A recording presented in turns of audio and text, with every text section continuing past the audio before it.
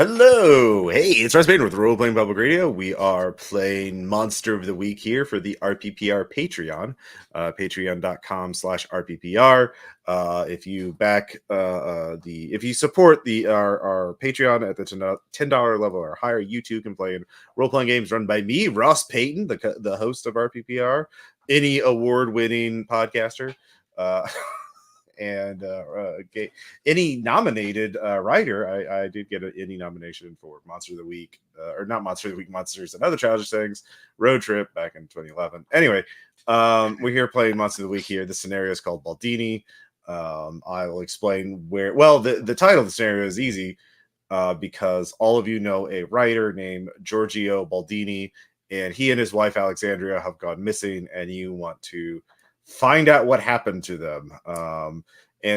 But we have three interesting characters here, and so we're going to establish some sort of tie between each of them so they all know each other, and a tie to Baldini, the writer. So I didn't give Baldini much of a backstory. So we're going to sort of establish that. I know what happened to him, but the other elements are going to be a little different. So first off, we have Trushi. Please tell us about Mortimer. So Mortimer is a crook specializing in burglary of museums. Mm-hmm. He had bad time last time when he was tricked by his rival too. Oh yeah, so yeah, we do have everything. Yeah, that's right. So we do have I run games once or twice a month for the RPPR Patreon, and they are on the let me open up the link here so you can all see. I'll put a link here in the notes. Videos live. We have so many games here you can just listen to, including, where was that? Monster of the Week, the Bow of Artemis from a couple months ago, and yeah, we can do that. So I'll just put that here. But anyways, yeah, so let's just introduce the other characters and then we can figure out ties. Ginge, please tell us about Zane. Zane is a mundane cop who also had an experience at that same museum and has since stopped being a guard at that museum and is now a guard at a museum that's similar to the City Museum in St. Louis. Okay, very good. And then finally, we have Weird playing Norma Jean. Tell us about Norma Jean. Yeah, so Norma Jean, the one thing I forgot to write on my character sheet is she's a witch. So, yeah, she, her pronouns. She's about 5 foot even, master brown hair. Usually wears like just a gray or brown cloak over whatever other clothing. There's lots of charms and bracelets and things hanging around. Yeah, she had all this other world stuff dumped in her a year or so ago, and it's just just ever since it's been one crazy thing after another. It never stops. Okay. Yeah, and so let's go in and establish first. We'll start with the character, the MacGuffin, I guess, of this is Giorgio Baldini is a writer, and he has a wife named Alexandria. Alexandria bought him something from an auction, or actually, I think I said pawn store. Let me double check. Yeah, bought him from a pawn store, and then they've gone missing. And nobody knows what happens to them. So, Mortimer, how do you know Baldini, and why do you give a shit about his disappearance? Well, I know him because I ask him about information on certain targets that I want, like items. Mm-hmm. And I feel a little guilty because I also give his wife some stuff to sell in pawn stores, and I'm pretty certain she was doing exactly that when she find the item that caused all this. Okay. Oh, okay. So they're criminal accomplices, legally speaking. So, all right, interesting. I like it. A fence and an informant, or someone to give you leads. Great. Then Zane, how do you know Giorgio? Me and Giorgio are good friends. He recently moved in the area and has taken up playing in our bowling league. Okay. Great. And then finally, Norma Jean. Yeah, first off, he owes me $100 for a potion I made him one time, like in the past month or so. But also, I might even be distantly related to him, so I might have that reason. I don't even know if I am or not. It turns out I'm part of some vast network of a family. It just spans the world. It's weird. Okay. Owes you some money and possibly family. All Yeah. right. I like it. So the three of you also know each other. Since somebody already mentioned St. Louis, we'll say this is at St. Louis. I didn't specify a city because so Mortimer, how do you Mortimer and Zane, what's a common tie between you? I think each playbook does have like, how do you know the other person? History. Usually on the second page of your playbook. I mean, Zane probably knows about my trying to do a job in the museum, so he knows about my criminal past. Okay, he knows about your criminal past. What crimes did they see you commit? I mean, I tried to steal the golden mask from the Okay. from the guys, but then my rival took it from me. All right, very good. And then Zane, what's something your history with Mortimer? Mortimer was creeping around museums and stuff, and when I was working my side gig as a guard there, I spotted him and stuff and was suspicious of his activities. Okay. Very good. And then we have Norma Jean. Norma, how do you know, what's your connection to Mortimer using the history? So I haven't looked at that playbook before, so let's take a look at this. They have history. Yeah, it's got one on there at the end. It's got I think it's got the regular things plus something mystical.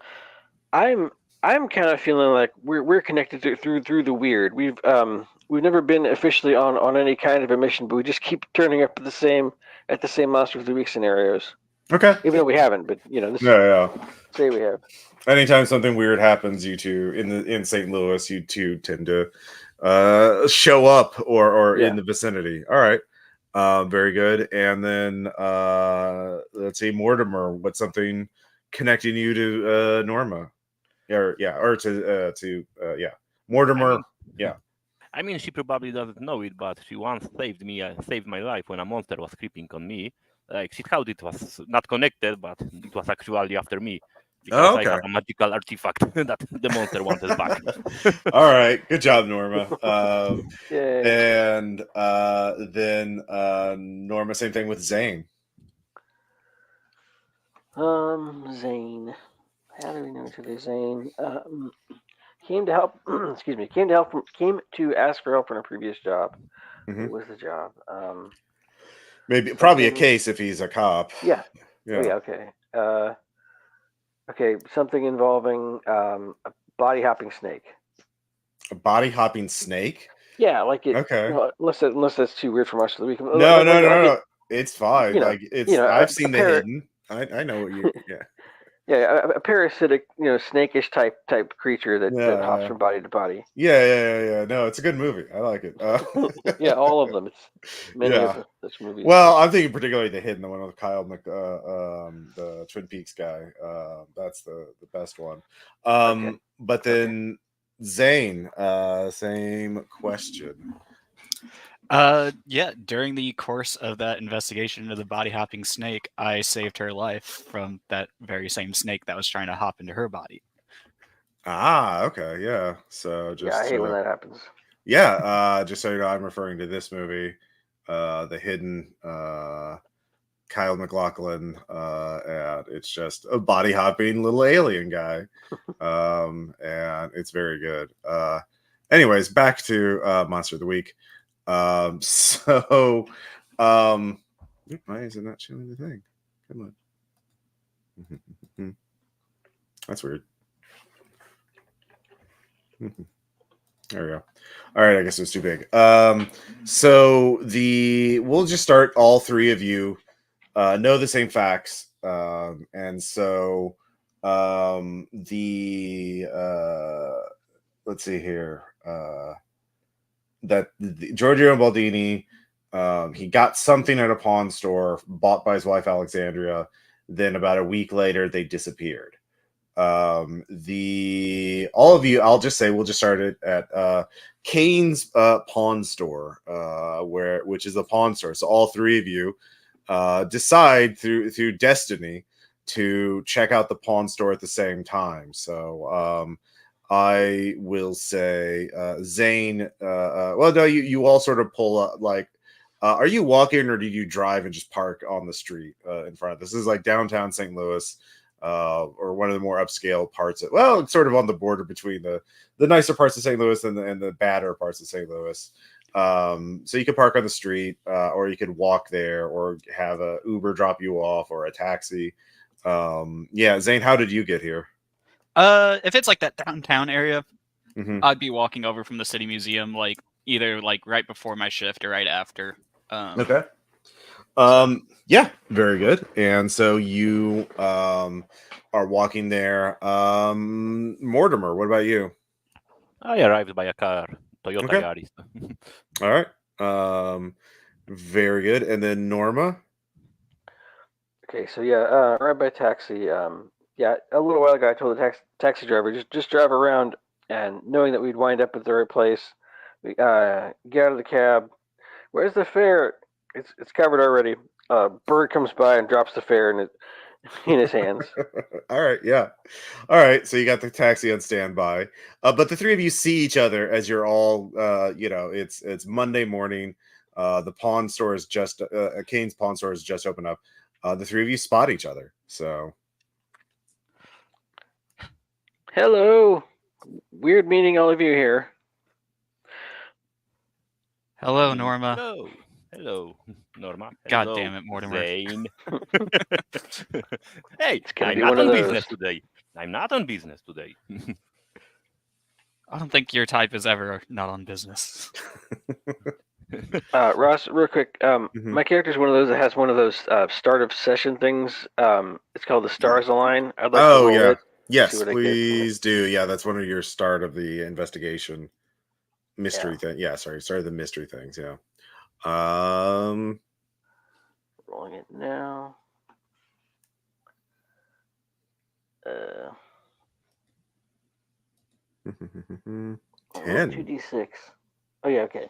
I was just adding.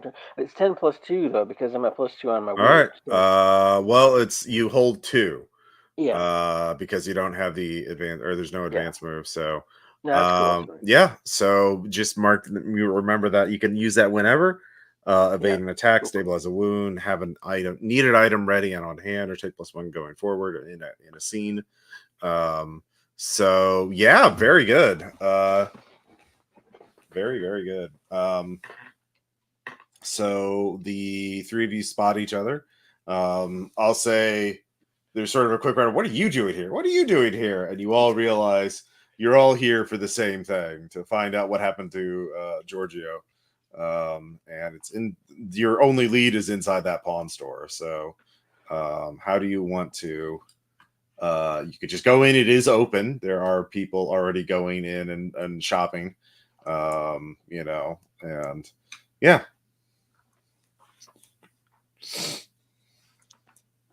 Zane will just open the door and kind of motion for them to lead the way in. Okay. You hold the door open. The three of you enter. It is not the seediest, definitely not the seediest pawn store you've seen. It's selling a lot of the clientele are pretty, upscale people selling antiques and nice things. So there's a fair amount of old musical instruments and valuable sports memorabilia, signed baseballs and some decent high-end electronics, but it's still got that pawn store kind of there's always a bit of sleaze in a pawn store, right? Like they're never 100% on the level. So there is an old man across there, Sutter. He's the owner, and he is talking to a customer. There's a bunch of like old coins under the glass counters. There's a lot of things to look at here, but you could talk to Sutter. You could he's dealing with customers. There are going to be records in the back, but he has to keep records of everything he buys and sells because stolen goods. The cops definitely check on those kind of records on the regular, but that is behind a locked door. So without his permission, it's going to be tough to get in there. Who wants to talk to Sutter first? I would go to talk to him. All right. I would come to him Mhm. and just, I'm a quite regular here and I know about your stuff. And one friend of mine bought something here and I really, really, really need to know what she did buy. And I'm gonna use my notorious move. And he knows my reputation as a criminal, so he has now a reason to listen to me and do what I say. All right, notorious. Let's see here. Your terrifying accounts is the reason for people to do what you ask. With manipulate. All right, yeah. Go ahead and roll. That's usually charm. So go ahead and roll charm. So I have 7 with +1 from charm. So that's a success with a cost. Okay. Let's see. They'll do it, but only if you do something for them right now to show that you mean it. If you ask too much, they'll tell you. Okay. All right. Look. I can tell you, but I know your rep, man. I know you're not just, you're the guy who moves. You're an expert in the weird, right? Yes. I got a weird thing in the storeroom in the back. If you can deal with that for me, I'll let you know. But like, a favor for a favor. How's that? Okay, just give me the key to the door and I'm gonna take care of it with my... All right, I'll let you into the storeroom in the back. It's a doll. It's a weird doll. It's always a doll. Why? Why do people do the weird dolls? And I try to not remember the piano wire doll from the last time. So, like, Sutter, is it like a weird doll? Is it like just a weird doll? Or is it like a weird murdery doll? Is she with you? Yes, she's with me. Okay. It's kind of murdery. It hasn't murdered anybody yet, but man, I feel like it's getting close. It did destroy all the light bulbs in the storeroom, and there's no windows in there. Destroyed all the light bulbs. It's pitch black in there. I had to, really secure it to keep thieves out. It's almost like a vault in there, so it's scares the shit out of me. I can just hear it pitter patter around. You deal with that doll without wrecking the place. I got a lot of valuable merchandise in there, and I will let you know what I'll look up whatever you want. Yeah. Okay, I just look on Norma and let's go. Yeah, Zane, do you want to get on this too? Yeah, well, he was talking. I was kind of like looking around the store to see if there's like any like sign of like something that had been recently bought, like if there's like a gap or something. Oh yeah, that would be your investigate a mystery. Roll sharp.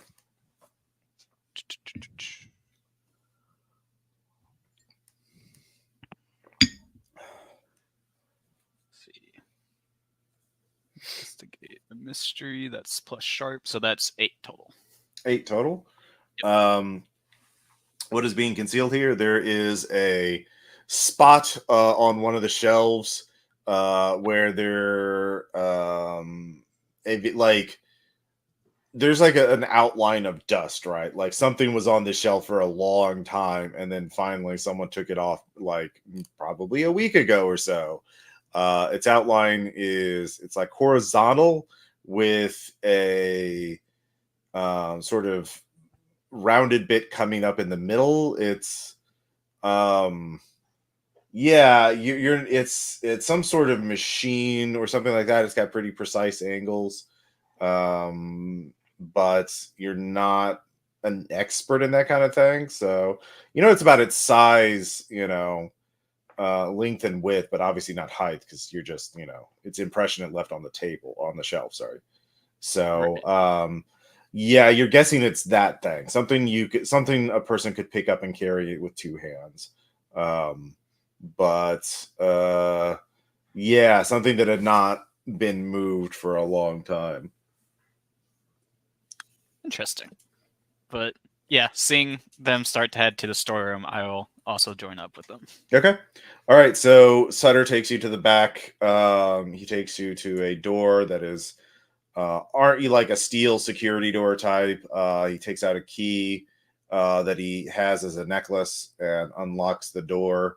And he says, look, I can't, he turns on a very bright hallway, and he has actually construction lights in the hallway pointed at the door that he flips on before he opens the door. He says, "Like, I'm gonna lock you in there. I can't risk that thing getting out. Okay, but it can't talk. I know it can't talk. I'm pretty sure it can't talk. So just hang on. Yeah. Just maybe before then. I mean, I might like to talk to my cat about it. Okay, sure. All right. Okay, I call up my familiar, who's a black cat named Nirvana that can do Cheshire Cat moves. This is smaller than the Cheshire Cat, but he can do Cheshire Cat moves. But being a cat, he's not always very cooperative. Hi, Nirvana. Hey, I get you might not be down for this, but could you maybe just pop in that room real quick where it's pitch black and... Well, no, wait, you can't see in total darkness, can you? Can you? Actually, can you see in total? I don't know.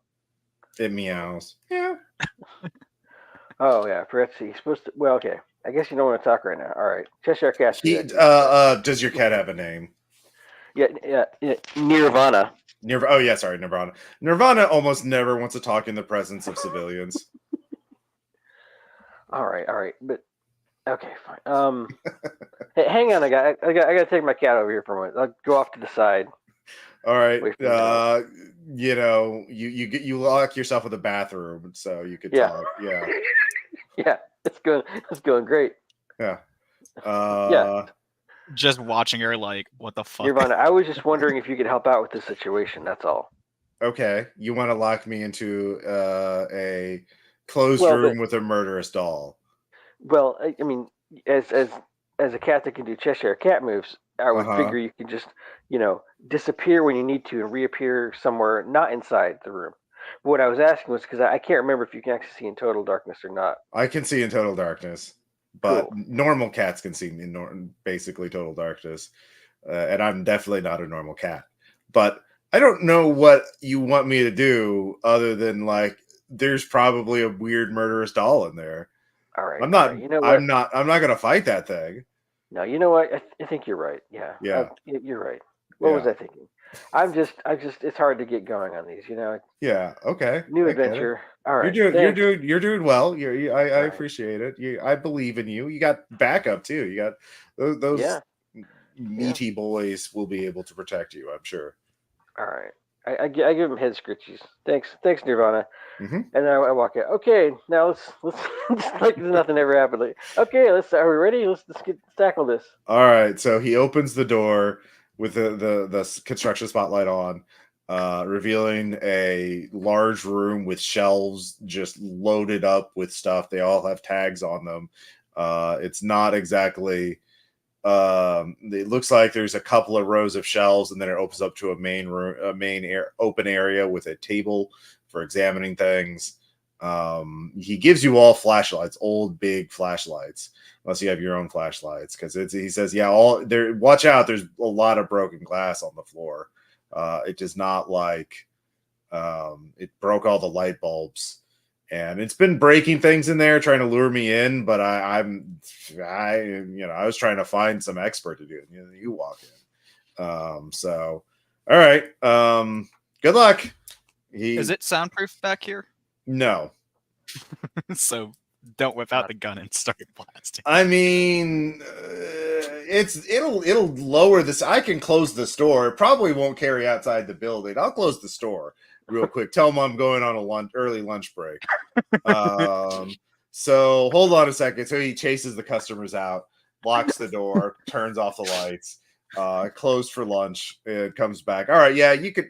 It's just a pistol, right? Don't use a shotgun or anything, right? Don't. Yeah, it's just Okay.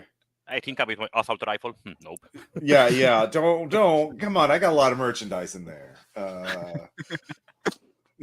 Some of that stuff is like still in the waiting period, right? I can't even they might come back and buy it back. I gotta. Yeah. Say just last time I dealt with a murderous doll, we had to blast it. So yeah. All right. Don't worry, and if we don't come back, contact Grounder. He will know what to do with the bodies. So yeah, the three of you are locked into a room. It is very silent. There's a lot of it's just rows and rows of antiques on shelves of antiques. There's an open examination area with a big table in the middle. A lot of broken glass from all the broken lights. And some antiques have been knocked to the ground. A couple of shattered vases, a splintered violin, and yeah, but it's still very quiet after you get locked in there. As you're whipping your flashlights around. Yeah, what do you want to do? Well, we should start looking for the doll. Okay. That is probably that would be roll sharp. Should we all roll that? Probably, yeah. I mean, you're all looking around, unless you want to do something other than look around. So I have a 10 total. Nothing wanted to do. Okay. Yeah, I guess this would be like read a bad situation, right? Yeah, basically, yeah. That's what I'm using. I didn't make that. Okay. 5. Ooh, that's a 12. All right. So those of you who make it, you begin to see. You see the doll. It's a Cupid doll. I don't know if you know what a Cupid doll is. I'll bring up a little. But it's not just like a normal Cupid doll. Of course not. That would be too easy. Actually, I'll just pull it up on here. Cupid doll. It is a Cupid doll centipede. It is a snake-like. It has taken other dolls and made itself into like a Cupid doll centipede. Just rows and rows of them linked up, multiple arms and legs moving like a centipede. Wow. And you can tell that it is more scared of you than it is of it. The real question is, it is not wanting to attack 3 adults that clearly are not just instantly terrified of being locked in a room with a murderous doll. So it's probably vulnerable to the question is, how do you destroy it without trashing the room? So you could use one of you as bait, go off to the other side of the room by themselves, and the others sort of pretend like it's probably, yeah. So that might work if you think you're smarter than a murderous doll. Or yeah, how are you going to try? You can spot it here and there, weaving through the shelves, sort of peering at you. But it's going to be hard to get it without trashing the room. So it's made up of dolls. Is it acting as if the doll in the lead is the actual head, so to speak, or are all the heads able to act as heads? You failed your reach. Sure. Oh wait. Yeah, that's fine. Yeah. So you don't even see it. Here we go. Here's a more accurate descriptive view of it. Jesus Christ. Yeah. I didn't want to see something like that yet. And yet here we are. It is So called I'm the lucky one. Yeah. I haven't seen it. Monster of the week. Cupidol Centipede. Yay. Yeah, so you don't see anything. You're just, there's a lot of dust here. Your allergies are kicking in. Your eyes are watering. Oh man. Yeah. So Zane and Mortimer, yeah, you can initiate something. Or you can try and force it into one corner of the room. Yeah. I mean, yeah, I could be bait and step away and like act like we don't see it, and when it comes out, you guys can try to. Okay. I All mean, right. I'm Yeah. gonna try to grab it. Very good. So Zane, roll cool. Cool. Because this is definitely acting under pressure. That is an 8.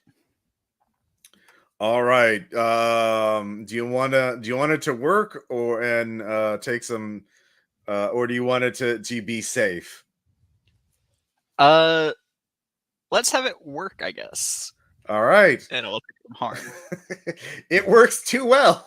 Before you go off to the other side of the room, beyond the table, and you start peering down and exposing your neck really badly, and it before you're pretty sure, but it's faster than you thought. It whips out like a snake, drops down on your neck, wraps around, inflicts 1 damage as you feel its tiny little plastic limbs cut into your neck and starts strangling you. But it's there, so Mortimer, you can respond immediately because you were ready. Yeah. So I'm gonna act under pressure to grab that thing and immobilize it. Okay, yeah. Roll that. And I'm gonna suck at it. I rolled a 5, I think, total. Oh yeah, by the way, you do have, I'll say each of you has 2 points of luck you can burn on this adventure if you want. But because there's a luck mechanic, but that's more of, a campaign thing. But yeah, with a 5, you're not doing shit. You're like, whoa. I'm gonna use that luck point. Why not? All right. With the 12, you grab it and you do not get harmed by it. But it is actually surprisingly strong. And I call Norma. Can you do some magic on it to get it normal? Yeah, you're just going like, yeah, your adrenaline's pumping. It is holding, like, imagine the slipperiest. It's slippery with blood. So imagine like holding a giant fish that's desperately trying to get out of your grasp. It is like that, only it's hard and plastic and full of evil and hate. Zane, help me hold it. Yeah, so Zane, you start breathing again. So that's nice. You can feel warm wetness around your neck. But Norma, you can act. Yeah, I would like to act. I would like to do magic. I just have to remember how it works. I read about it earlier. So if you have a specific witch move to help deal, let's see here. You have a fairy garden. You have a greenhouse. You didn't really go there to grab something specific with this. So you could just use magic move. Right. So use magic would be let's see here. Banish a spirit or curse from person, object, or place it inhabits. This is a cursed doll, so yeah. Yeah. Let's try that. All right. Basic curse removal. It should be. I'm pretty sure I'm at a +3 for it because All right. I have a grimoire and I'm weird. 9 + 3, so that should be enough. Yeah, 12. Jesus. It totally works. It is banished. It collapses into regular Cupid dolls parts. So now I wonder when someone from my past will reappear, because Crook special is that whenever I spend a loot point, someone will appear. Someone will, yeah. So once I finally saw it was there, I just bop it with my stuff like and it just blast it. Is that so? That's a special crooked move. Yeah, it's underlock. It's crooked special underlock. Yeah, on the. Whenever you spend a luck point, someone from your past will reappear in your life soon. Okay. All right. Yeah, we'll have that happen next scene. Just remind me. So you have opened up. The doll collapses into regular parts. And yeah, just a regular evil collection of magic. There's these things are kind of like the magical equivalent of pests. They just kind of form like cockroaches or something. It's like black mold, actually. It's magical black mold that inhabited Cupid dolls. Yeah, they're not very smart, but they're mean. There's a lot of bad vibes in a pawn store. They just kind of aggregated, broken lives, crime. Because sometimes when they have to hawk that stuff, a little bit of their soul goes with it. So yeah. So tragic. Yeah. But you knock on the door. Sutter lets you out. He is enormously grateful you did this with a minimum fuss and muss, and he's happy to tell you.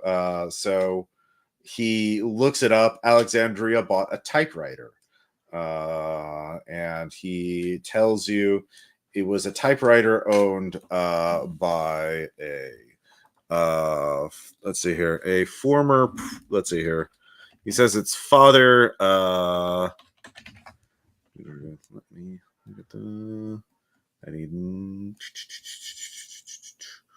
What is this?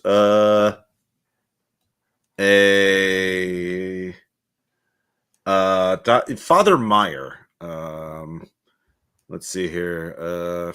Francis Meyer, Doctor. Yeah. Father Francis Meyer, who worked at a nearby monastery. Actually, there are monasteries in America, and it was an estate sale. Like all of his possessions were sold, and some of them wound up at the pawn store, including this antique typewriter. Giorgio was one of those writers who was very precious about writing, and he liked writing on a typewriter. So,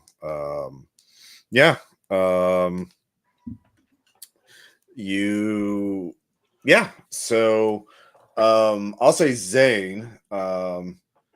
You remember from your, the typewriters have ribbons and messages can be left in them. So perhaps Giorgio found some sort of message Father Francis wrote, or Father Meyer, sorry, wrote, and he looked into it. So that's a lead, at least. But yeah, there's something about that. Yeah, that was the thing. I will pass that along. And I'll say it's our Father of Mercy Monastery. I'm not very good at coming up with names for let's see here. Father Francis Meyer, Father of Mercy Monastery. So you have two leads now: the monastery and Francis Meyer. Technically, he gives you the model typewriter too, which is the Carpenter 850, old model, kind of pretty valuable actually, pretty good model of typewriter. I don't know much about typewriters either, but it's a neat looking one.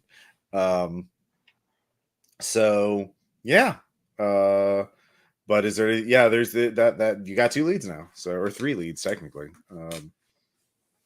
What do you want to do next? Actually, you have another lead. You could go to Giorgio's apartment. He had a place here in the city, and you could look it over for clues. Okay, so sorry, what was the thing with the typewriter, real quick? Was that what he bought from the pawn shop? Or yes, what he bought at the pawn shop? He bought the typewriter that was formerly owned by Father Francis Meyer. He used to be at Father of Mercy Monastery. Right. The monastery is the one that sold it. It was an estate sale, meaning Father Meyer is no longer with us. And the apartment, you know where Giorgio's apartment is, and Zane realizes that typewriters have ribbons that leave records of what was previously typed in there. So, or maybe something was concealed in the typewriter, but you don't know for sure. Zane, you're not local cop. You don't know anything about this father. That would require making some kind of move. I'm asking Zane currently. Oh yeah. I don't think I would know anything about the father. I don't think Zane's particularly religious, but maybe as I a could cop. do. I don't really want to say I don't think investigative mystery would be good, but like You could just go to a library and read up on him. Yeah. yeah, like would he have been like a public figure at all with like any St. Louis charities or anything like that, or? Any priest is going to have some kind of record. Like the Catholic Church is very good at record keeping. Yeah. And most of that is public. So you're going to be able to look up like when he was, his sort of educational history. Also, like when did he die? How did he die? That kind of thing. What did you do at the Father of Mercy monastery? So okay. Because most of the people at the monasteries were monks, not like priests. There were priests there, but most priests would be tending to a congregation, right? At least that's my understanding of Catholicism. So but so you could totally just investigate a mystery about Father Meyer. I mean, in most monasteries there would be one priest to carry out all the religious ceremonies. That's true. You're right. So yeah, there would be at least one priest there. You don't know if he was that official priest. You just know it's Sutter got like Father Meyer, address, the monastery. That's it. Estate sale. He's dead. He doesn't know when or how. He just all the other items where he lists some books, a couple Bibles. The books are just listed as box of books, history, religion, and there's a little question mark on there. Inside of there is like, oh yeah, they looked like they were religious stuff, but there's a bunch of weird terms I didn't recognize. So I don't know. To examine the books. Oh, they were sold. All right, sorry. Yeah. This is all the clues that left. Yeah. Yeah. I've been stuck in a loop here, thinking like, I bet if I had that typewriter, it'd answer a lot of questions. But of course, it's the other way around. We have to. Well, it might be at the apartment. You don't know. Yeah. Actually, I'm thinking George's apartment seems like the easiest thing to do first and make a simple search. Well, you can split up. You all have cell phones for the sake of convenience, so you could all You could all split up and chase down a different lead. So I mean, I can help Norma get into the apartment. That's true. Yeah. Yeah. And I could go to the monastery and ask around. Yeah. All right. All right. So Zane's going to the monastery. Mortimer's going to the apartment. Norma, where do you want to go? You can just the apartment. You also want to go to the apartment. All right. Yeah. So the three of you depart the pawn store, and leaving Mr. Kane there, very grateful, although he's opens the store up and calls in his assistant to come in early to help clean up the mess in the back. And he already has the dolls in a trash bag, throws them out on the curb. So we'll go to the monastery first. It's a bit of a drive. It's outside of the city in sort of a more rural, forested area, but it's open to the public. People come there to pray and meditate, and they have a nice little, they have some land, so you can just walk around and enjoy nature. They ask that you make a donation, but yeah, they also have like a records room and things to research church stuff. But yeah, so you could do that, or you could do both, actually. Yeah, so why don't you just roll, I guess, what is it, plus sharp for investigative mystery? I think it is. Yeah. All right. Yeah, I'll do like the records room first to see if I can come up with anything there, and then that way I'll know like what questions to ask people later. Sure. So that's only a 5. All right, man, this shit is dense and complicated, and you are not like a trained academic researcher. This is this ain't like typing shit in a search bar and hitting enter. This is all paper, they have digitized shit, so you spend a couple hours looking through that, and then let's see here, brother Stephen comes to you. You look a bit overwhelmed. Are you Mr. Whitaker? Mr. Whitaker, can I assist you, or what are you looking for? Yeah, I was just doing some research into what Father Meyer was, what his kind of duties and specialties were. There were some things I saw at his estate sale that were very interesting, and I was just wanting to know a little more about him as a person and like what he was doing. His estate sale? Yeah, he had a typewriter that was sold and some books and. Is that you've come all the way out here to research? I'm sorry, it's very odd. Father Meyer was excommunicated a few years before his death. We found his possessions recently from in a storage room and sold them through our normal channels. But yeah, he was defrocked. He was no longer a priest when he died. He was found out he had a terminal illness, and that normally a lot when that happens for someone in the cloth, they are reaffirmed in their faith, knowing that they've chosen the right path and that they will soon be with God. But Father Meyer was quite did not receive that news in this way, and he left the church soon after he got that diagnosis. Oh, was he looking into alternative sources, I guess, of faith, or? Well, now the brother Stephen is a little I don't want to speak ill of the dead. So yeah, you need to give them a reason for why they want to reveal this information to you. Yeah. I have +2 to charm. Could I manipulate him into? Yeah. Yeah. And like for reasoning behind it, like I'll mention like just enough about like not dropping Baldini's name or anything, but be like somebody bought some of his stuff and he's kind of going off the wall, and I really want to know like what's causing it. So all right, go ahead and roll. That is a 12. Oh damn! All right. I was afraid of. Was it his books? He was defrocked because he was conducting research in. I hate to use the word heretical lines. Heresy. Like he was, and he would not stop his investigation into the occult.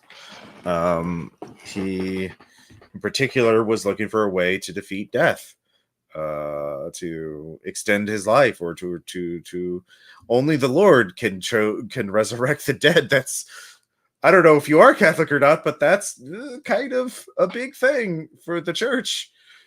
And he was, this is in some ways the ultimate heresy, and we told him he would have to stop if he wanted to remain here, and he chose to leave. And he I don't know the details of it. The abbot knows the intimate details of his heresy. I only heard rumors, but it is. I am not entirely surprised that another would be harmed by this research even after his death. I mean, we only received word of his death recently too, which is what caused us to look for remember that we had any of his possessions, we had to get rid of him. We thought he would come back. We always hoped he'd come back to the church, you see, and yes, he would want his possessions. But when he passed, obviously we had nothing. We had no reason to keep his things, and we don't burn books anymore. So we sold them, and his other things. The abbot knows the details of his research, but I don't know why he would. I mean, it would only do harm. Obviously, it did him no good, and did your friend no good. Well, do. it may be helpful for us to know so that way we can kind of, counter argue, right? Well, Like this is like have a yeah. good to bring him back into. Well, the one thing I do know is that the person who picked him up was a let's see here, Dr. Goodman, Dr. Gabriel Goodman. That was a professor of something. Was that? He was a professor from the East Coast, professor of literature or history, something in the humanities for sure, because they were researching the same things. Maybe folklore, the folklore, that would what they would call the occult. So you could find, if you could find this Dr. Goodman, because he's the one, like I said, who picked him up and took him out of the monastery. Or you could try to talk to the abbot, but I doubt the abbot would want to talk about this. It is a delicate subject, you see. If it's all right, I would like to talk to the abbot just before I leave. That way, Okay. just one other avenue. All right. Meanwhile, Mortimer and Norma, you pull up to Giorgio's apartment. It is a the fourth floor of a 4-story apartment building, one of the older buildings. I would say Mortimer, the landlord here. Who's the landlord? She is Miss Morticia. Miss And Morticia. Yes. Yeah. She's an older lady that is very much protective for her tenants. Mhm. And she's like not really wanting attention from the media for this appearance. Yeah. So yeah, you can talk to Miss Morticia to get a key to get into the house pretty easily. She opens the door when she sees the two of you. It's like, Mortimer, good to see you. And who's this? Or have you met Miss Morticia, Norma? No, I haven't. Hi, I'm Norma. Well, hello. Are you looking to start a new life together? We do have some openings. Seems like a weird assumption. I mean, no, we are looking for our friend. Oh, Giorgio. Yes, he went out on a trip out to the countryside. I don't know. He didn't say when he'd be back. I thought it was only going to be for a day or two. They didn't pack very much. They've been gone. Yeah, it does seem they've been gone a little while. I guess they haven't told you either. Oh yeah, they wanted us. They didn't tell us, and we are getting worried. Mm-hmm. Oh yes. Well, I know that Giorgio, so I guess it can't hurt to open it up to make sure everything's fine. So I mean, here, they need someone to water the flowers. yeah, well, I can do that. I've been doing that already, actually. Let me go get my water. I can. You can look around while I'm watering the plants. That's a good. You're so thoughtful, Mortimer. I know. But yeah. So she lets you in, but she's coming with you. And Okay. yeah. Ross, there's a thing. Was this take a +1 going forward? Is that I can just have a reason and then I have a +1 on a specific? What does it add the +1 to? To a role type of, like, you take Yeah. +1 forward in a fight scene, or and Okay. it's like for per scene. So Okay. take for going forward in a scene. So like you have a Yeah. bonus to fight a So- particular monster or investigate a particular location or something Okay, like that. that's that investigative. I'd like to, if that's all right, I'd like to use one of those. Sure. And I drink my juice of Safu to give me a +1 on investigating this apartment. Okay. The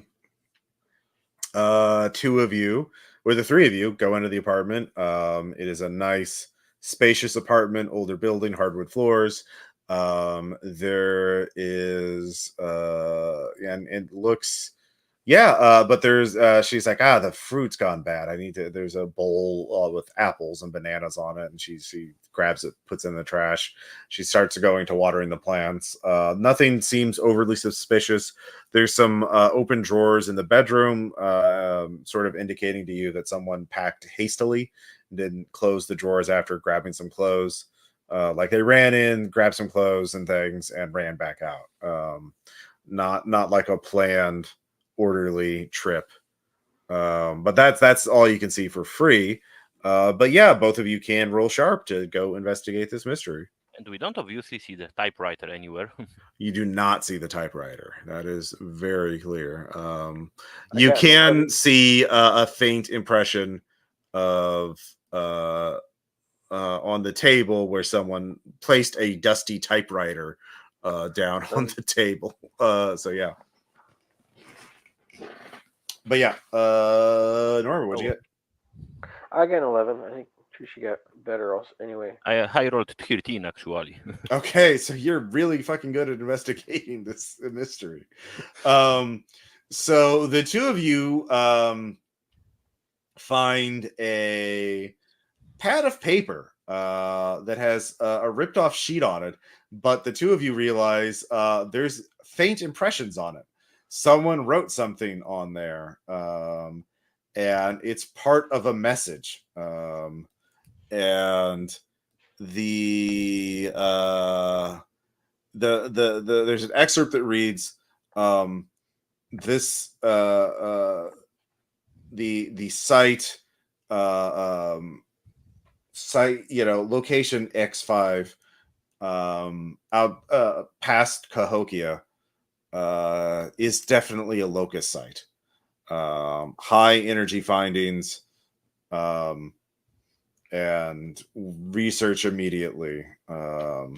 So yeah, locust sites, energy readings, very odd stuff. Cahokia, and yeah. yeah, it sounds like that mystical kind of stuff that can get dangerous fast. What? You let's see here. You also find a laptop, Alexandria's laptop. And between the two of you, you find a little post-it note somewhere else that's fallen to the floor that clearly has a password that unlocks her, her laptop. And she was looking up. Let's see here. I forgot to name the little town. What's the weird little town called? There's always a weird little town. Arkham. Yeah. Let's see here.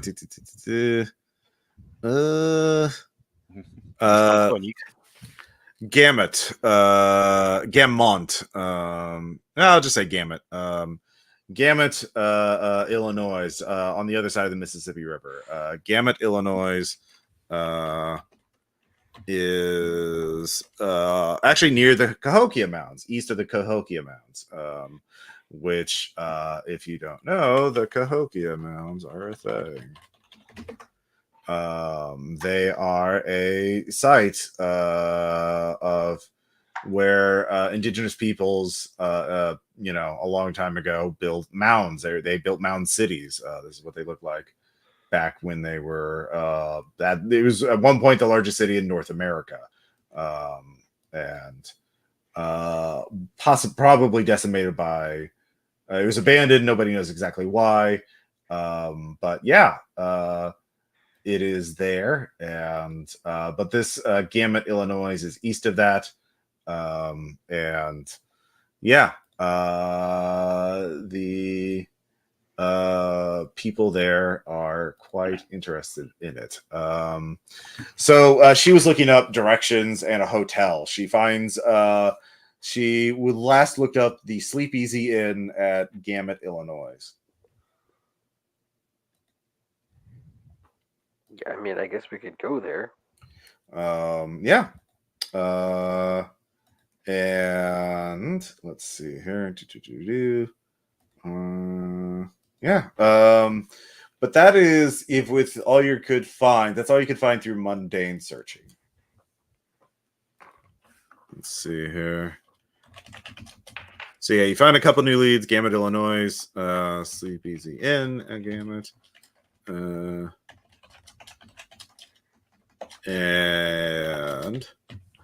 let's see here. Can I check the? I mean, it's not named as a specific mystic ability, but can I check the room for vibes? You sure can. I guess I roll weird. Yes, that would be using magic. Okay, because using magic has something for perception, I believe.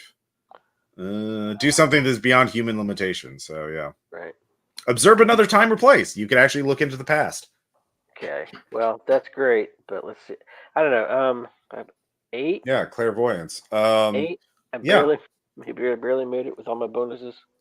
If you want to do that, you realize there is actually a malevolent energy.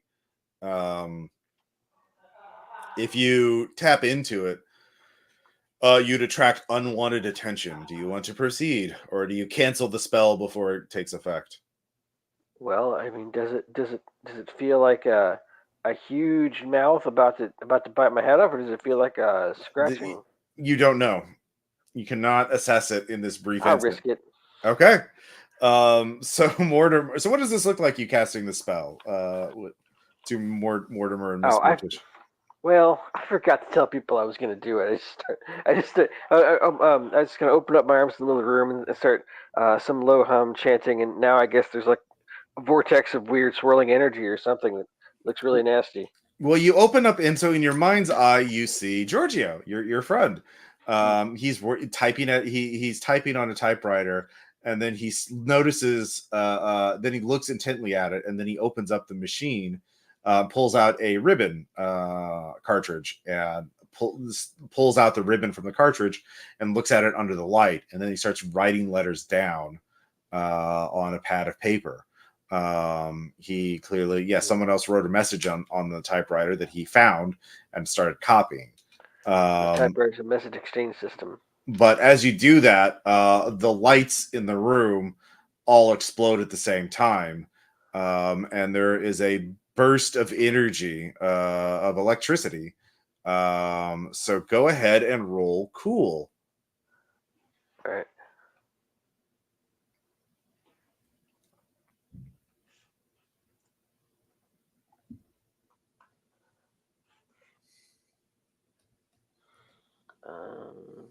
Make sure I'm looking. Yeah. Okay.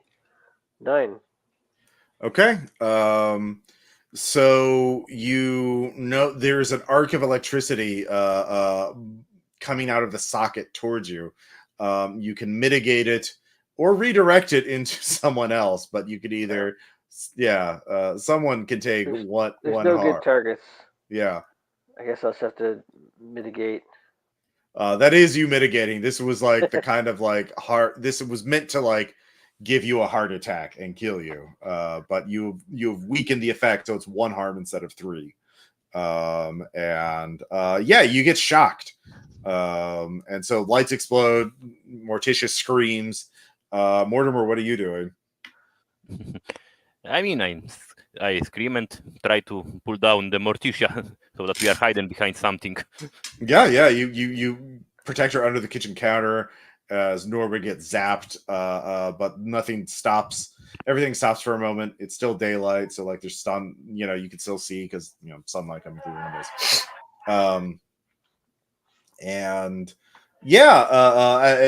Norma, you survived. It was only a minor shock instead of like a super lethal one. Ooh, sorry about that.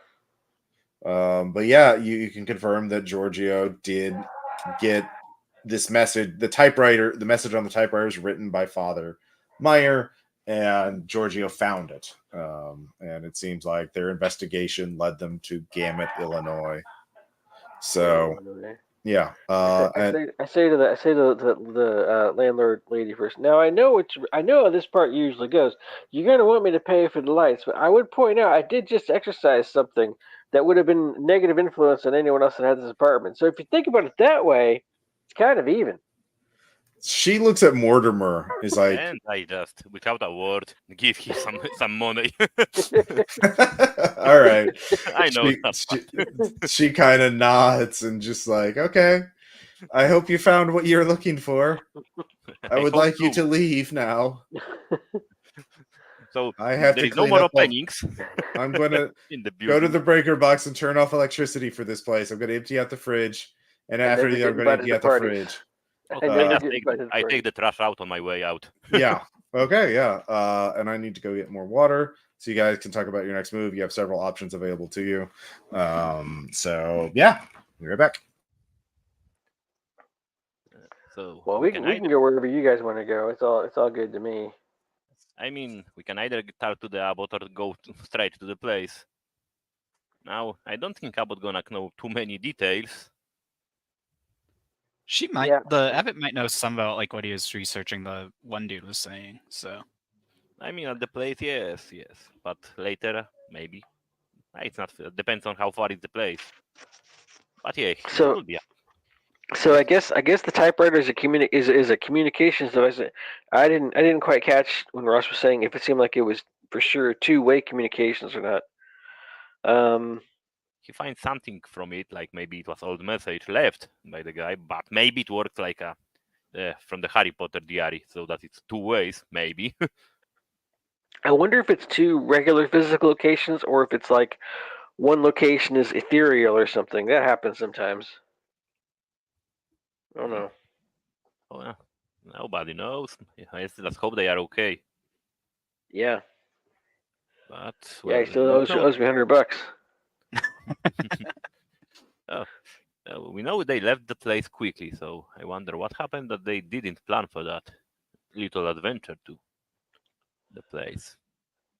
Yeah, I mean, yeah, I have They no were idea, but possessed. I shouldn't speculate, but I can't help but speculate, so I will. So I'm guessing it's like um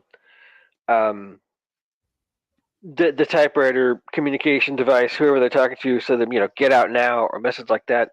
That seems like that seems to fit with what we see. Again, I am just guessing. It could be a lot of things, but get out now seems like, and then you grab the typewriter with you because it's part of your important whatever it is to use it to keep talking to.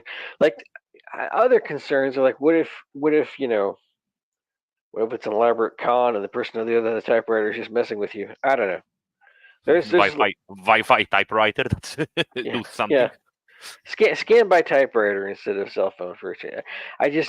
There's a lot we don't know. I'm probably overcomplicating it, but that's fun. All right, I'm back. At this point, I'll say all of you can at least caught each other up on phone, through a group call or a group chat or whatever. So you're all still, what's the next move? I've decided that whoever has the other end of the typewriter communication thing must be running an elaborate con. Okay. It's Wi-Fi typewriter. Yeah. Yeah. So you don't know exactly where this locust site is, but it's near Gamut, Illinois, which is east of. You know where Gamut is. You know where the Sleepeasy Inn is.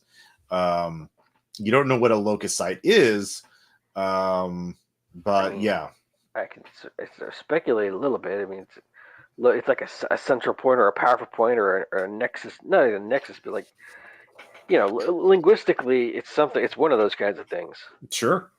That's logical, but yeah. I mean, Zane, maybe you should go talk to the abbot and tell him that there is some kind. All right, yeah, you want to go talk to the abbot. So you had that information before you go talk to the abbot. Abbot Reed. There was an evil spirit in the our friend room. Brother. So the abbot introduces himself and says, "Brother Stephen told me the nature of your research. I'm sorry. It's hard for us to talk about a matters of faith with an outsider. Are you Catholic, Mr. Whitaker?" Grew up Catholic, but kind of got out of it, but still kind of has some faith. But so not a good Catholic, but I try sometimes. Well, we are all wanting, but that's the great thing about the Lord is He's very forgiving. Perhaps you should go back and pray. I don't think honestly, I don't see how telling you the nature of Father Meyer's heresy would benefit you. What is exactly the nature of your concern? One of my friends purchased some of his items from the estate sale and has since kind of gone off the deep end and kind of talking crazy, and just really want to be able to kind of pull him back into the fold. And so I was hoping maybe learning more about what the father was looking into, I might be able to counter argue. And Well, what is your friend saying that concerns you so? Like, have they behaved? Are they just talking, or is there some behavioral problem? They might. behavior issue, kind of shut himself in, and he's like obsessed with the typewriter. Hmm. Yeah, you can roll manipulate somebody. And he's like talking about like Cahokia and stuff. Like, it's Okay. weird. All right. Yeah, go ahead and roll manipulate somebody. That would be a 7, but let's go ahead and burn a luck and make All that a right. 12. Oh, okay. I see you. You find something weird, maybe useful. Okay. All right. Yeah, you find he talks. He explains. There was a Father Meyer was obsessed with the works of a dead of a long of this occultist who had quack theories about resurrection and eternal life. The nature of this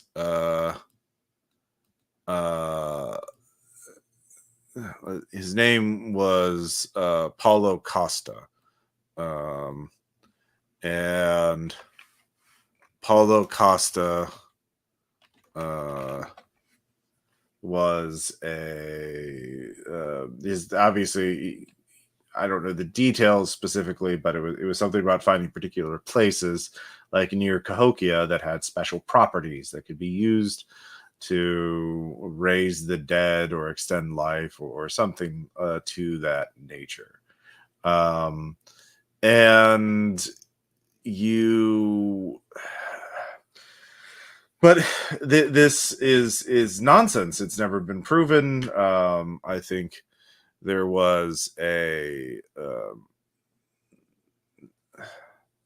the researcher, Dr. Gabriel Goodman, worked with Father Meyer, and Gabriel Goodman's work discredited him from Miskatonic University. He left the university, and I don't know what's happened to him since then, obviously, but I think they got funding from some old rich person for, some quacks always find each other. Yeah. Well, they find ways to get funded. They find ways to deceive the desperate. But if Father Meyer, died, here's his obituary, and here's where he's buried. Yeah, you. How did the father die? Was it related to his illness, or was it? Yes, he died of his illness. It was some. I don't remember the details, but it was a terminal form of cancer. Gotcha. Didn't know it was like something like a gunshot wound or something like that. Or No, of course not. Okay. There was nothing like that.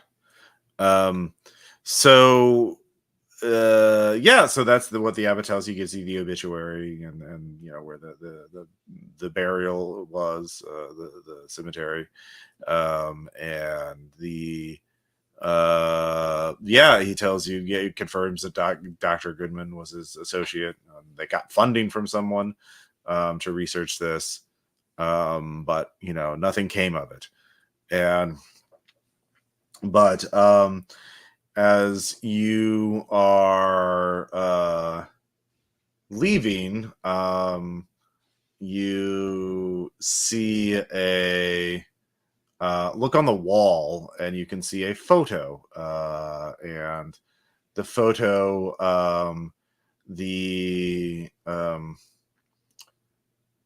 what is it? The Holy Trinity Summer Camp, Gamut, Illinois. It is an old photo. It shows a bunch of like teenagers, a couple of priests and brothers, and at this summer camp outside of Gamut, Illinois, apparently. And it looks, you with the obituary, there was a photo of Father Meyer, so you can see Father Meyer was there. Does he like look normal in the picture, like happy and stuff, or is he like? It's like a black and white photo, and it's kind of blurry, so you can't really tell his expression. But yeah, Holy Trinity Summer Camp. Okay. Yeah. So that is the weird thing you find. Cool. I will snap a picture of the photo, and then, or actually, is anybody watching me? No. I'll just straight up take the photo. All right. Yeah. And then we'll hop in my car and Mm-hmm. go meet the others wherever they want to meet up. All right. Where do y'all want to go next? What do you want to do next? I mean, we're probably gonna go to the Sleep Easy Inn. Yeah. All right. So you all are you carpooling? Or you all taking separate cars? I mean, I can fit 5 people into my car. I don't have a car. I'll probably be driving separate since I'll be coming from the monastery. Okay. All right. 2 cars in. That makes sense. So the 3, it's like a couple hours drive from St. Louis, like say 2 hours. So you get there around dusk.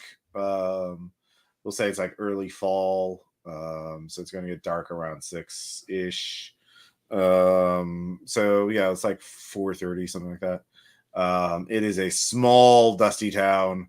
One of these towns just gradually collapsing.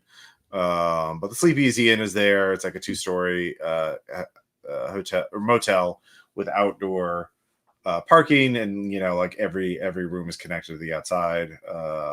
And you know that style. There's a little gas station attached to it. And there's this old guy, greasy guy in overalls. Let's see, what's a good. He introduces himself as Mitch. Hey, how y'all doing? But yeah, small town stuff. There's a little cafe in there too. All of you can see also some building across the road is a forested area, but beyond that, you can see peeking through it some old buildings. Yeah. Sorry, you said, but what's the approximate size of the town? Like, is it the kind you can drive according through to the internet, it's like population 200. So the biggest thing in town is the Sleep Easy Inn with the gas station and cafe. There's a there's not even a post office here. Or is it the sort where if you stayed on the highway, which isn't much of a highway, you could drive through the town in less than a minute? Oh yeah, 100%. It's not on the highway; it's off the highway. That's why, it's one of these towns that started dying back in the 50s when the highway bypassed it. Yeah. Okay. So, question from me: does the inn have parking spaces bound to the rooms? Like if you park? Yes. Yeah. Well, no. It's you park wherever, but like there are parking spaces right in front of all the rooms. I was hoping to look for our friend Karen to know in which room he was. Yeah, there's only one pickup truck parked here, and it looks, like Mitch's, if you would guess. You don't think he's like, hey, you got your pick of rooms. You ain't got anybody right now. Okay. I look on Zane. You want 2 rooms or 1 room for 3 people? Whatever's cheaper. Yeah. We only got two beds. We only got rooms with 1 bed or 2 beds. So that's 2 rooms. 2 rooms it is. Okay. Yeah, we got a cafe here with we can get some sandwiches and some beers, some chips, some potato salad, and I fill your car up with gas. Y'all, where y'all heading to? Oh, we are wanting to look around the town. We Oh, heard here? You got family here or something? no, we are just sightseeing. Looking Oh. around this kind of places that aren't exactly the most tourist visited. No. We ain't have much. We had a couple people. And I'm a writer. I'm just trying to research a novel. Oh yeah. You got a typewriter too? Do I? I don't know. Do you have a typewriter too? Wait, what? If it helps, I do. I mean, why are you? All right, You no, I sound don't know. someone with a Yeah, you do typewriter. not have a typewriter. That would be something you sort of have to make a move for, or like have established previously. Well, But yeah, he's but like, yeah, we had a writer and his wife here last week that were. He brought in an old typewriter. It was very one of the. I don't know. I thought they switched to computers, but I guess not. Yeah, some of these artists can Well, be pretty eccentric. Yeah. Yeah. Eccentric. Yeah. European. Yeah, I know. European writers are different. Yeah. Here I'll give you a room 13. Here you go. Here's the key. If you have any questions, let me know. I mean, Yeah. we wanted 2 rooms. Why do you? Oh yeah, here's 12 and 13. Yeah. All right. Hey Ross, do we sorry, did that guy tell us when Baldini was here? Yeah, like a week ago, or actually no, like less than a week ago. Yeah. Okay. Well, is that narrow enough for me to use magic to try to observe another? Instead of another place, it's not another place and time. It's like this place at an earlier time. Yeah, you could use your clairvoyance to look in your scrying magic to look into the past. Yeah. You probably want to do in the room, not out in public. That might be. Mitch might be a little. That's a good point. That's a good point, Nirvana. Thanks. Yeah. Yeah. Oh yeah, Nirvana's there. It's like, hey, I'm a cat. Wait, we hear the cat talk? Yeah. Nirvana can do Cheshire Cat moves. He can talk when he can be invisible whenever he wants. He can disappear and appear parts of himself. It's a whole thing. Yeah, I know you two have seen some stuff, and yeah. I mean, I'm not civilian, but this is the first time I see a cat talking. I hear, not see. Lots of cats can talk. We just don't like to most of the time. Yep. You're very picky. All right, go ahead and roll that. Okay, that's terrible. That would be a 7. Does 7 make? I can't remember. 7 does make. It's success with a complication. Let's do that then. Yeah. Okay. Let's take a look at something. Oh yeah, sorry. Keeper will choose what effect the glitch has. Okay. The effect is it works. You get a weird feeling though that something's watching you as well. Oh no, not again. It doesn't immediately react though. But a malevolent presence has definitely detected you. Hey guys, we might have to stay somewhere else for the night. But what you see is you see Giorgio. He is writing in the typewriter, and then he is looking at the power cords of his typewriter with the one that he finds in his motel room. And what you realize is Giorgio was tracking down Father Meyer just as you are, in a sense, but he realized that the typewriter, which had been missing a power cord, his wife had to hire an electrician to get a new power cord on it. The old one had been ripped out. The original power cord had been ripped out and left in the motel room he was staying in. So Father Meyer was here writing once, and then Giorgio was here writing once. Yeah, maybe it's a good thing I don't have a typewriter. I mean, I would now like to have a Chicago typewriter, but I relay that information to them, but also so it seemed like something else was watching me though. So I think our cover's blown. What kind of cover we had anyway? I mean, like I think whoever the opposing force is, it knows that we're after it and that we're close. So we need to make a haste to the place. Any Yeah. idea where that site is? Do I? That's what you saw. You would have Right, to yeah. use another. You since you've seen him in one room now, you could view into the past again to see where he went next. But obviously, that's a separate role. Yeah, sure. Why not? That sounds like fun. Okay. Can we help him out anyway? That would be there is a move for that. That is help out. Yes, that is cool. Okay, then I'm gonna roll help out too. Zane, you can do that as well. This will take ritual chanting and gestures, so you can help out with that. Because casting it multiple times in succession is harder. Draining. Every time you Yeah. Well, Is I it, rolled weird? a 6, so I'm not helping out Alright. at all. That's Okay. Is this got- considered weird? I got 10. Helping out is cool. Oh, helping out. Okay, cool. Yeah. Helping out is cool. That's right, cool, Rat. Hey, it looks like you're That is investigating the a- supernatural. Yeah. Zane, That what do is you get? a 11. Okay. You get +1 to your further +1 to your roll there. Okay, I got 11 then. Okay. So this one works without a glitch. And this it shows Giorgio holding something wrapped in cloth or a blanket, like the sheets from the bed of the hotel. Something very large, like a body, and he's running into the woods at night across the road, heading towards those old buildings. So, seen anything, Norma?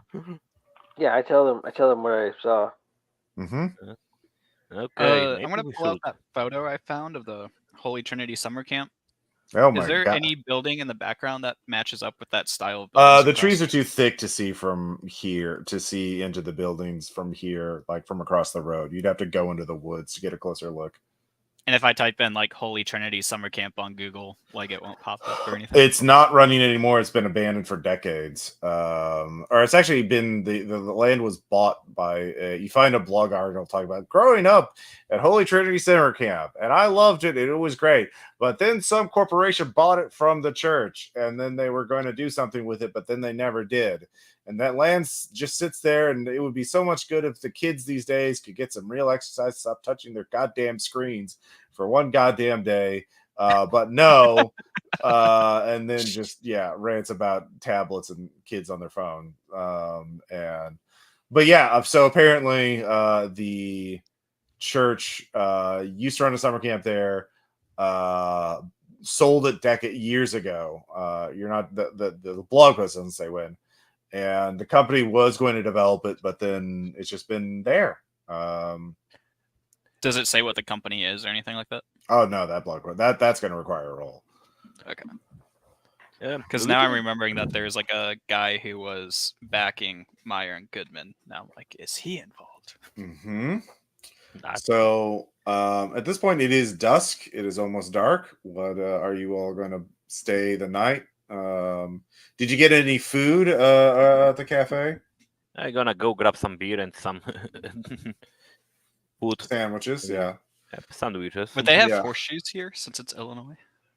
Horseshoes? It's like a plate of fries topped with like cheese and like meat and bread. See, I'm in Missouri. I don't know these Illinois specials. But yeah, sure. They have some, yeah.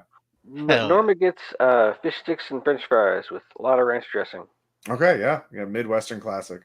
And so you get some very filling food, and you are back at the your room, unless you want to do something else. I want to grab some sleep after I eat. I guess I'll put a protection charm over the room, since I think the bad guys know we're here. I mean, I don't have to roll for it unless it actually matters, But I mean, it's one of your mystic moves. I I think I so, think or magic. something. I think But magic even has. if either that or just regular magic. Yeah, that would be a magic roll. Yeah. You have a haven, but this is obviously not the haven. You you have your familiar spirit. I mean, obviously, Nirvana can help keep watch and stuff like that. Yeah. All right. Go ahead and roll weird. All right.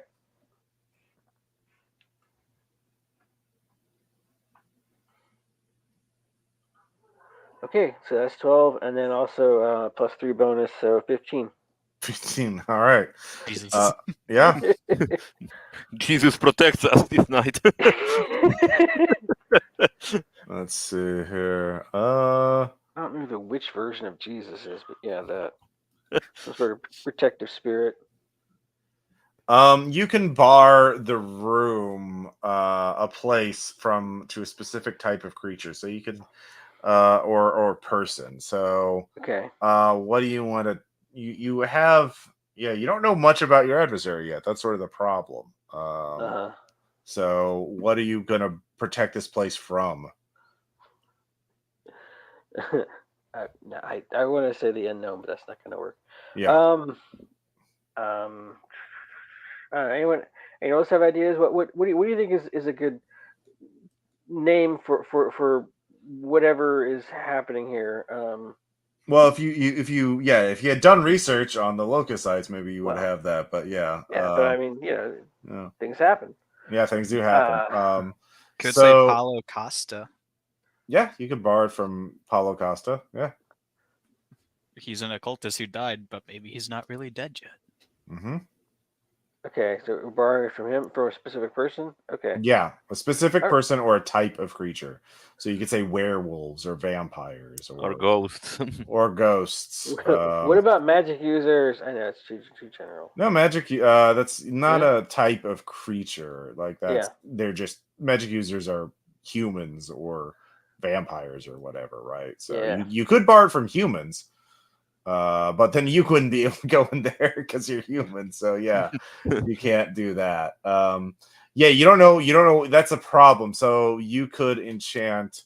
Well, okay. How about maybe? I mean. Oh, you know what? You could just say you don't need to sleep tonight. And just stay up. But with no negative side effects, though. Yeah. Because you got your full roll. Yeah. I mean, okay. But if it's just magical meth, it's like really good meth. I don't know what that means. If there's no side effects, you made your roll. Yeah. You can just say you don't have to sleep tonight and you won't be tired tomorrow. And that'll give us time to investigate mysteries while we stay awake. So you and Nirvana are standing watch over Mortimer and Zane as they sleep. Yeah. Okay. But it looks cool. That's it. It's like floating in the air and stuff, and all hovering. Eyes are glowing. Looks cool. Eyes are glowing. You're not hovering, but yeah, your eyes are definitely glowing. And I just give thumb up before going to sleep. Yeah.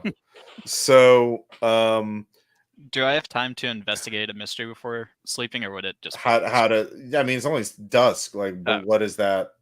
How are you? What are you investigating? Like, what does that? I'm gonna try to dig into the figure out like what company bought the Holy Trinity summer camp site. Okay, yeah, you can do that. You got a phone, and there is internet here. I mean, they don't have Wi-Fi, but you I hope you have unlimited data. You're gonna be using a lot of it on your phone plan. So yeah. I have a cop phone that might be getting questioned about. Like, why are you looking into this? Yeah. Go ahead and roll investigate a mystery. That is a 3. A 3. Well, there you go. It turns out you're not really good at this whole investigating shit. Like, when it comes to you paperwork. probably get experience point, but that's all. yeah, you get an experience point, but that's it. So yeah, that's your night. What about you, Mortimer? I mean, I was just planning to get into sleep, but I think I'm gonna try to help out with the wound that had gotten into. Wait. the wound of Norma. I think I'm gonna try Yeah, to that's heal what, it up. yeah, with- that would be great if you could. 'Cause I probably should have done that. I just kind of forgot for a moment. I mean, you got shocked pretty badly, but recovery when you receive first aid and later when you rest. Yeah, you're not really resting though, Norma. And But it was a 15. Saying. Well, you don't have the advanced move of use magic. That would give you some additional benefit. So Mortimer, yeah, you don't have like you could make a act under pressure, but if you fail it, you will make it worse. Because treating a shock like that is, yeah, you have a chance of making it worse. So Norma, you wanna risk it? Yeah, go for it. 3. all right, Norma's going to take another point of damage. Can I spend luck on that? Snake eyes. I rolled snake eyes. Yeah, you can spend a point of luck on that. Yeah. Okay. That just counters it, or is it? Yeah, no, you heal one wound. Oh, okay. One harm. Sorry. Yeah. One. Yeah, which means I'm at 1 harm. Yeah. 3. No, you heal the shock damage. Did you take anything from the doll? Yeah, or something. Okay. I know there's something else that. Okay. Electricity. Yeah. That's the second one. There was something else before that though. Okay. Yeah. So I you took heal the one. electricity. I Yeah. took one Took from the one. ball. So Yeah, that's it. Yeah. but yeah, I'm just gonna sleep that guy off. Yeah. Well, about that. So Mortimer, you try and treat. You barely manage to treat Norma's wounds. Norma, you amp yourself up with magic, and you summon a monster energy drink. And Zane, you just fall asleep after doing some research. But at like 2 a.m, Norma, Nirvana's ears twitches as he looks towards the door, and then a second later you can hear the stairs. You're on the second floor. The stair, you can hear it on the stairwell across the hall that you have to use to get up to this floor. Someone is coming up the stairs. Okay, well I wake everybody up. Okay. So very quietly, Norma wakes up Mortimer and Zane. They're each sleeping in a separate bed. That is one action. They're definitely closer. They're coming across the hallway now. So everybody just give me your next action. So Norma, what's your next action?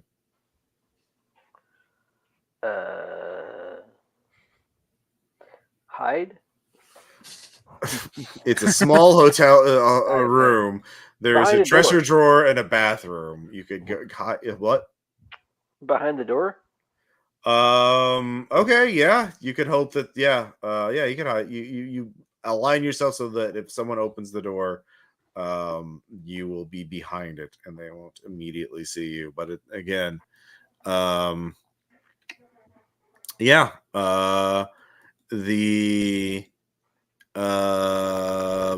so Mortimer, what is your action? You've been woken up from bed. You can hear someone creeping across the hallway.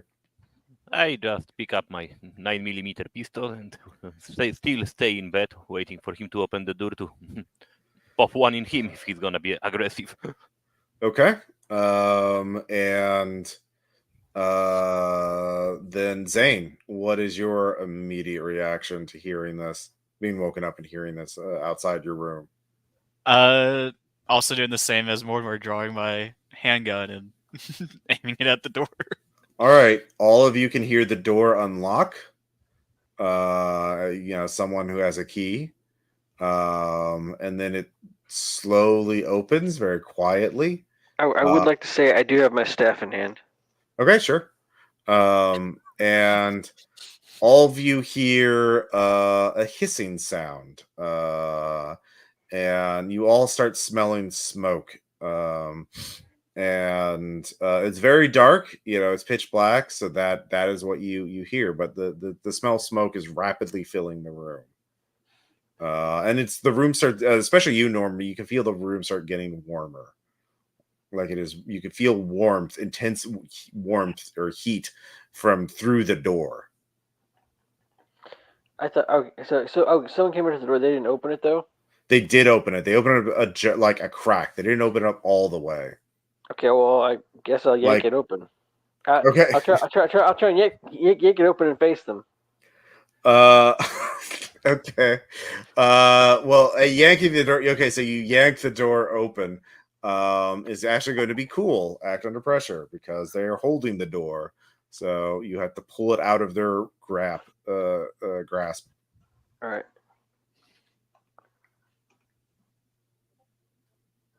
6. Wait, no, I think my cool is +2. Your cool is +2. Yes. Yeah. Okay. Well, there you go then. 8.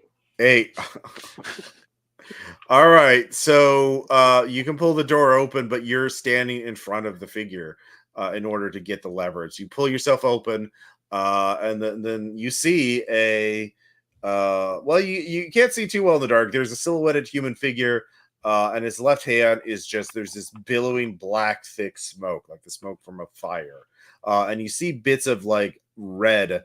Like fiery red coming from his left arm, his left hand, and you just feel this intense heat from like you're standing next to a fire, but you're right in front of him. You're blocking the shot for Mortimer and Zane. So Yay. Zane, there's just enough light that you can see that Norma stepped in front of the intruder. So that the intruder act after you two. But Zane, what do you want to do? How thick are the walls? Not very thick. Can I shoot through the wall? You can. You could shoot. You probably you have an angle. You could shoot through the door or the wall. It's going to be about the same. It'll definitely be less impactful. It'll count as like 1 point of armor. But how much damage does your gun do? 2 harm. Yeah, so it'll do 1 harm instead. Unless that guy has armors as well, but you could. There's only one way to find out. I'll go ahead and roll. kick some ass. Yeah, kick some ass. 8. Okay. So it's basic. So you will inflict damage onto it. It cannot immediately retaliate to you. So we'll find out what it does as it's.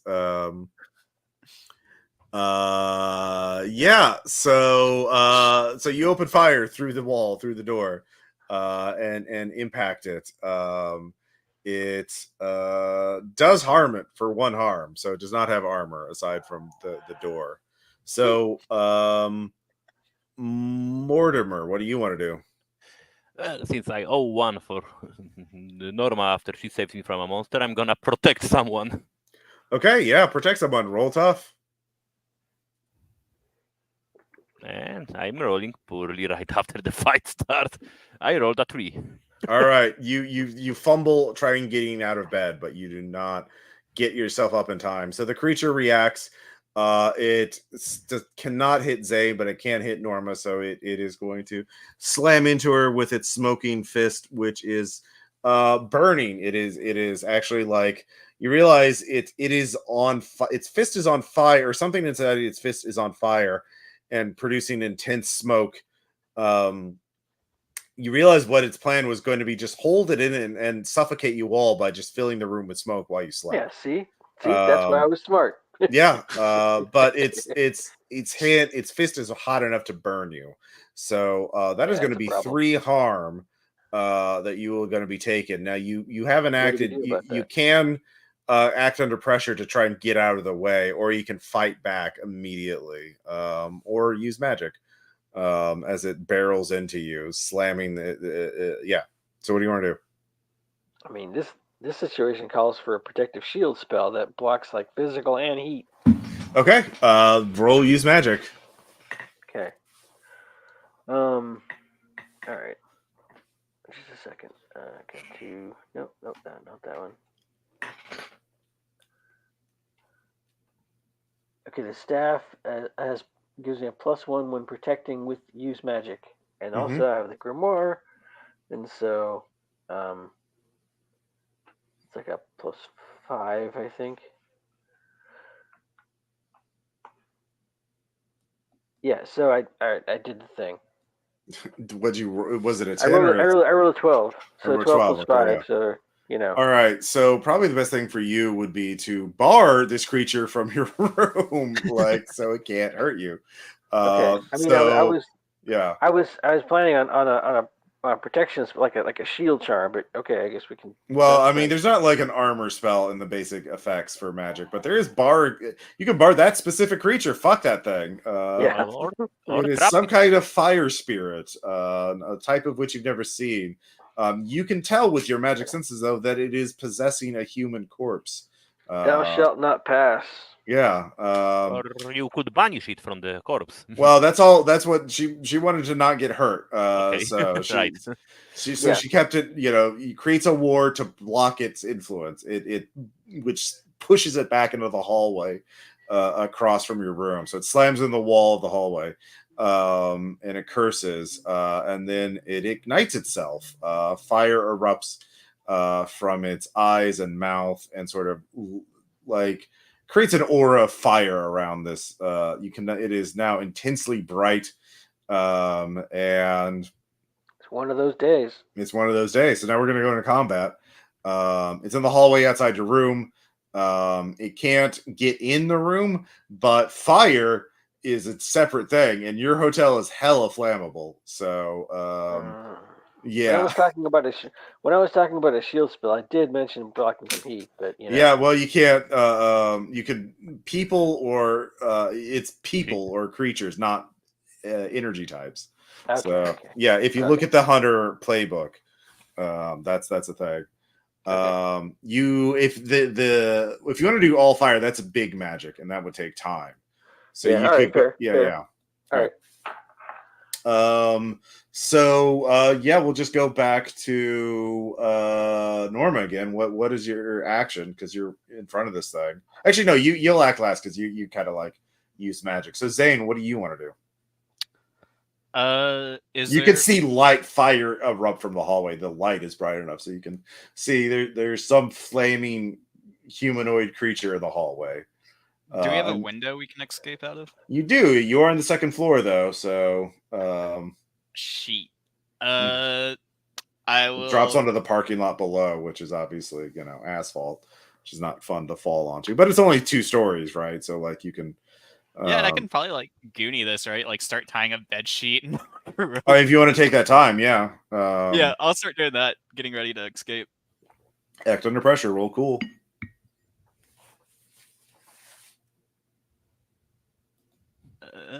That is a 6. 6. All right. Yeah, you're you definitely got this bed sheet going. It's fine. Don't worry about it. It's not like it's a smoke or fire here. Yeah, it's very spooky. You're coughing a lot. You're not making a lot of progress. So Mortimer, what are you doing? Well, is Norma still on my line of fire? Yes, she's standing in front of the door, directly in front of the creature. Okay, then I think I'm gonna try to shoot it through the wall. Okay, yeah. If you miss, though, it will hit Norma. Sorry. Oh, I actually rolled 10. Okay. So let's see here. You get 1 extra effect. It can see you now, and now it's got fire out, so it's definitely going to actually return fire. Actually, yeah, because fire can go through it. It just can't get in the room. So it is going to shoot a lick of flame at you. I mean, can I? Which will 10. So can I force them where you want them, so they fall down from the hallway? Yeah, you'll still take 2 harm though from the fire. Sure. Okay, so you take 2 harm. You inflict 1 harm onto it, but you shoot it in its ankle, and it still has human anatomy in that regard. So it falls down the stair. It stumbles and falls down the stairs. But the building's definitely catching on fire now. So. So you bought yourself a little time. So, Norma, what do you want to do? My first reaction is we got to get out of here before the cops show up. Oh, there's no cops for miles. This is like a desolate rural area. Right. Yeah. Well, still, someone's going to notice, and they're going to ask a lot of Fire questions. in the hotel? Yes. Yeah. So yeah, what's your move? Yeah, that's a great question. I mean, leaving here, Mm-hmm. We should go back to the car and drive or move. Sure. How I do mean, you Zane is working want to on our get escape from your plan. second floor room to the car, which is on, the parking I lot? guess. I mean, now that you bring it up, I guess I'll help the other guy who's tying together bed sheets.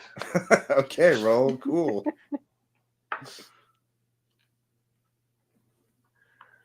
I'll say Nirvana opens the windows while all of you are doing this, so you don't have to smash them open.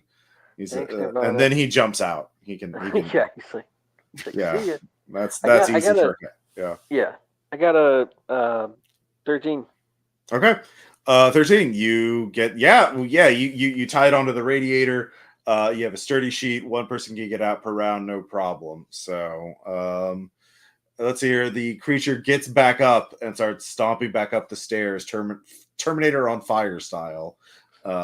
Is very angry. The flames are growing brighter. You can close the door behind you. That'll buy you a little time for the fire to get out. And bar the door and shove a bed against it. I mean, that takes an action. So new round, one person can go out the use the rope per round. So who is going to go out first? Ladies first. I'll nominate Norma. Okay. I'm not going to argue. All right, Norma, you climb down. It's pretty easy. It's only a 10-foot climb. You jump down, so you're fine. So the hallway outside is definitely on fire. You can see fire licking through the door jamb, the cracks in it. It is very smoky. It is the smoke is billowing out the window. You're both Mortimer and Zane. You're both coughing a lot. You're having to lower, crouch down because the smoke is already. If you stand up, you can't just see at all. But yeah, Norma's climbing out this round, so you can't jump. If you want to get out this round, you'd have to just jump, which is obviously going to be risky. Zane, what do you want to do? I'll just blindly fire through the wall and door again. All right. Yeah, go ahead and roll. 10. Okay. You inflict another harm onto it. You realize also that you're weakening the barrier that's keeping it from entering the room. Yeah, it weakened the barrier. One more attack, and you've definitely hurt it because it does have a human form, and you're putting a lot of lead into it. But if you shoot at it again, you might be able to drop the creature entirely, or you might destroy the barrier that keeps it from rushing into melee with you. So Mortimer, what do you want to do? I mean, he has a bonus effect on the 10 of his roll. Oh yeah. What do you want as your advantage? If you look at the hunter agenda, basic moves kick some ass. You can take +1 forward or give +1 forward to another hunter, inflict terrible harm, suffer less harm, or force them where you want them. I'll force him to fall down again. Fuck it. Another key. Boom, boom. I'll say he doesn't fall down the stairs, but he does. You shoot again in the ankle, and he falls backwards into the room across the hallway. So yeah, you buy yourself more time. Mortimer, what do you want to do? It's like fighting a boss enemy. Just knocking him down. I mean, I gonna try to help out. You could shove the bed in front of the door to slow him down with the barrier breaks. Okay, that's what I'm gonna do. Okay. So yeah, new round. One person can. Norma. You're on the ground. You don't know how to drive, so you can't start the cars. You don't have the keys, so you're kind of out there. You can see a eerie blue light across the road in the old buildings. Very faint though. Okay, there's an eerie blue light out there. So I probably could come up with a way to start the car, but maybe I don't need to start the car yet. So what's up with the eerie blue light? That's what you see. It's very far away, very faint, but your witchy eyes see them, and so does Nirvana. It's some occult bullshit for sure. Okay, I mean, can I have binoculars? I can spend my hold on it to just have Oh sure. like those. Okay, I want them to work like good binoculars, but they don't. They look like that weird kind of folding closed kind you'd use at a baseball game. Sure. Yeah. Yeah. You can spend a hold and do that from Yeah. your astrology thing. So your star signs told you to pack binoculars, and so you Right. did.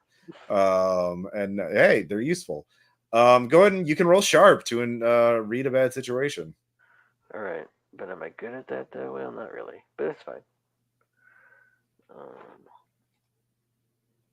Yeah. Okay, hang on.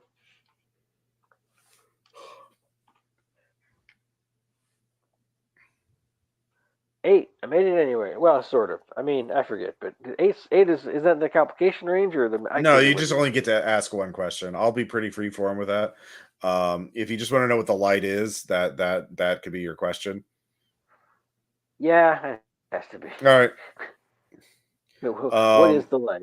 What is the light? The light is energy from an elemental plane. You're not sure which one. You would have to guess. I mean, probably lightning or something along those lines, or a My guess is blue lightning. I mean, Yeah. It's vertoscope blue lightning. It's the best. I just watched Life Force lessons. Hell yeah. I love that movie. And yeah, for sure. This is a elemental nexus site. They're accessing summoning or contacting or they're communing with an elemental plane. And Norma says, well, there's your problem. There's your problem. Yeah. So that's what you're doing this round, just looking at the blue light with the binoculars. And let's see here. Who went down? Let's see here. So who wants to go down next? I can help out Mortimer going down. Mortimer could just go down. Like it's like the easiest possible climb that you still have to make. You would just need to cover me. Yeah. So Mortimer, you go down. You're fine. You're on the ground. And then I go to my car to get to my car with Case. Yeah. You're getting ready to go. Obviously, Zane, you're up there. You can hear the creature picking itself up from the hallway. It doesn't have any more ankles left to shoot. The barrier is fading. There is a bed in the way. Yeah, there is a bed in the way. So you can kind of chill out a bit as there's not. Yeah, I don't know. What do you want to do? So based off the visions that Norma was getting, are we in the same room as Yeah, the others were? This is where Giorgio was. Okay. Yeah. Can I do oops and find something important while I'm waiting to go down the rope? Oops. Okay. I have a move that says, oops, if you want to stumble across something important, tell the keeper. You'll find something important. Oh, yeah. All right. Yeah. You find a handwritten letter from once you moved the bed, you saw that there was a letter written that fell and this looks like Giorgio wrote it. Cool. It's actually addressed to you. Shit. Yeah. Zane, you don't have time to read it though. So I will put that under my coat or something, or my jacket. So you climb out the thing next, just as the barrier fails and the creature bursts into your room. Mortimer, you have your car ready. Norma, you can get in his car. Zane, you can get your car. If you just drive out now, the creature can't chase after you. It doesn't have really long range attacks. So you both vehicles peel out of the hotel as the fire rapidly spreads, and you can see a burning man watching you from the window. Untouched by the flames, yet surrounded by them. Or Zane, you can just get in the car that Mortimer drives and leave your car behind. But I guess you will probably want to drive your car away. You don't want to lose your car because if you leave it behind, it's definitely going to get burned. 2 cars is probably better than 1. So the question is, where are you going? There is a road that can take you to the summer camp. Yeah, it's towards the blue light. That seems like it's obvious. All right, you drive and get on this. I can try to roll Oh, you start. two can see the blue light too. You just can't tell anything about it other than it's a blue light without I could try to roll sharp to try to get some hint if we're going right into a trap or not. But I just have a feeling like this is it. This is fucking You movie. don't have to roll that yet. The question is, are you just going to straighten the summer camp, or are you going to pull off ahead and walk the rest of the way in? I mean, when you Or put are you it going that to try? way, Yeah. Are you? Well, I mean, it's a pretty valid. Are you driving to the front gates or where the front gates are? Or are you going to park ahead of time and try and sneak in? Speed or stealth? you guys decide. Mortimer's the one driving up front because he got to his car first. So Mortimer, it's your decision. I mean, I would. I am a crook. I would go for stealth. All right. So he pulls Okay. off ahead of the where the front gates were, and the two of you, and you, Zane, you pull up alongside him, and now you have time to read the letter. And Yeah. in the Yeah. meantime, I'm gonna pick up new trousers from my Yeah, from my car Zane. because it burned. It was a letter. Zane, I'm sorry. I found something I shouldn't have. I should have told you earlier. I hope this letter finds you. I'm going to mail it after I get back from the woods. They got Alexandria, but I think I can get her back. I'll explain everything else later. Don't if I go missing, find Dr. Goodman and kill him. Find the New Life Foundation and kill all of them. Oh shit. Okay. It's pretty hardcore. Yeah. Looks like we're gonna be busy. So the three of you, yeah, there's the Mortimer, if you want to help the team sneak in, you're the stealth expert. Probably. And you can roll. Well, actually, it's more of an act cool to sneak into a place. Or you could use magic, big magic, for an invisibility spell. Sounds like fun. Okay. What should we? What I mean, so, what are the conditions we'll have to meet? So we can actually meet. It'll have a specific side effects. I mean, it's use magic, but big magic. It takes more time to cast. It'll take like an hour to cast. And once you are invisible, you will be invisible to each other as well. Mm-hmm. Right. Yeah. But you can it'll also disappear at dawn. Oh yeah, that makes sense. Yeah. So you would have a couple hours of what do you call it? Couple hours of invisibility. But or Mortimer or one of you could just act under pressure to be, walk on your tiptoes. Well, I just start casting. So I'll just make us invisible. That'll work. So okay. I just say I'm doing that unless someone says no. I mean, okay, that's gonna be quick fix, and then hour later, still not. All right. Okay, well, I don't know about that. I Yeah. have luck. I might spend luck now. Does luck let you do rerolls? Just says a failed roll becomes a 12. Oh well, I'd like to spend a point of luck on that. You don't have. You could wait. You can roll, and maybe you don't have to spend it. No, I rolled and I got a 3. Okay. Okay. Plus 3 is 6. Yeah. Okay. That's still a Yeah. failure. So yeah, it works. All three of you are now invisible. You're totally invisible. You cannot see each other. So yeah. You have to talk and make noise to know where everyone is. And anything you touch that is handheld will become invisible with you. So obviously a lot of complications. It's going to be really hard to treat each other's wounds if it comes to that. So not like someone is burned, which took harm. Which, did we get enough rest to heal that one wound I got, or no? No. Okay. Yeah, the monster attacked before that happened. So the three of you walk into the summer camp, the grounds of it, and you can see the blue light coming from a particular like concrete building. It was clearly the built after the summer camp. It looks like this place was in the process of being built into a resort or a gambling casino. but like it was abandoned some years ago. So it's like a large concrete husk of a building. Yeah. Can we read a bad situation about this place? Oh, sure. Nope, I can't. All right. Anybody else wants to roll sharp? Sure. Yeah, sure. I rolled a 5, so nope. I got a 7. Okay. I got a one. 5. You also got a 5. All right. So Norm, you get one question. Oh. Okay, so out of character, remember me. Okay, this is where the light was coming from. Yeah, from that That's- building that's- up that's- ahead.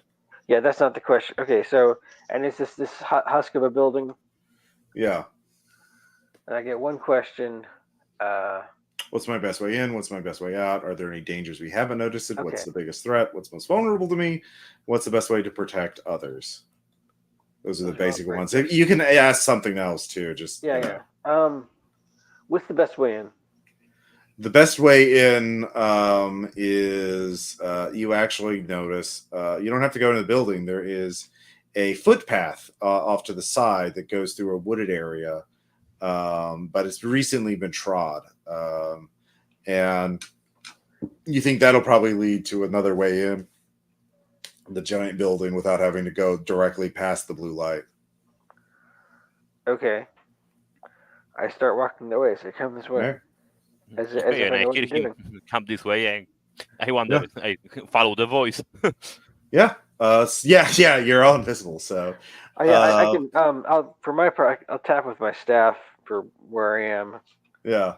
Tap. Yeah, it's a bit disconcerting. Yeah, but the three of you eventually find yourself facing a wall of the building, but there's like a cellar door open there. Like they were building a cellar, a basement entrance, and it was only partially finished. But there was a piece of wood there covering it up that has been tossed to the side. So you go in, and you see a dead old man there. He looks like a local. Looks like he's been killed recently. His neck has been actually he's been burned savagely, like electrical burns. Yeah. You can speak with dead with as a spell. Yeah, that sounds cool. All right. Like, hang on, guys. I got this. Mm-hmm. Maybe. I don't know. Let's see. No, I don't got this actually. Okay. The crit fail if the game has. I can't remember if the game has those or not, but yeah. I don't think so. I think some of the Power by the Apocalypse does, but I don't think this does. So yeah, you can't see your fingers. It's harder to make gestures. Oh yeah. Well, I was sorry, guys. He's really, really dead. He's really, really dead. Yeah. He's an extra. But it leads to this tunnel that opens up into a courtyard. So you're in the center of the building, and you can see the what do you call it? There's lights like coming from one of the rooms facing the courtyard, and you can tell that those are like the lights of a TV monitor flickering. So there's some sort of observation. There's a glowing TV area. Yeah. Yeah. So you can go check that out, or you could just wander around. I want to check out the glowing TV area. Okay. Cautiously. Yeah. So the three of you do that, and you can see it's like a scientific observation room. There are multiple TV monitors up. There's scientific instruments there. They are focused. The cameras, the monitors show a view of a open grave with a casket in it, and the casket is empty. But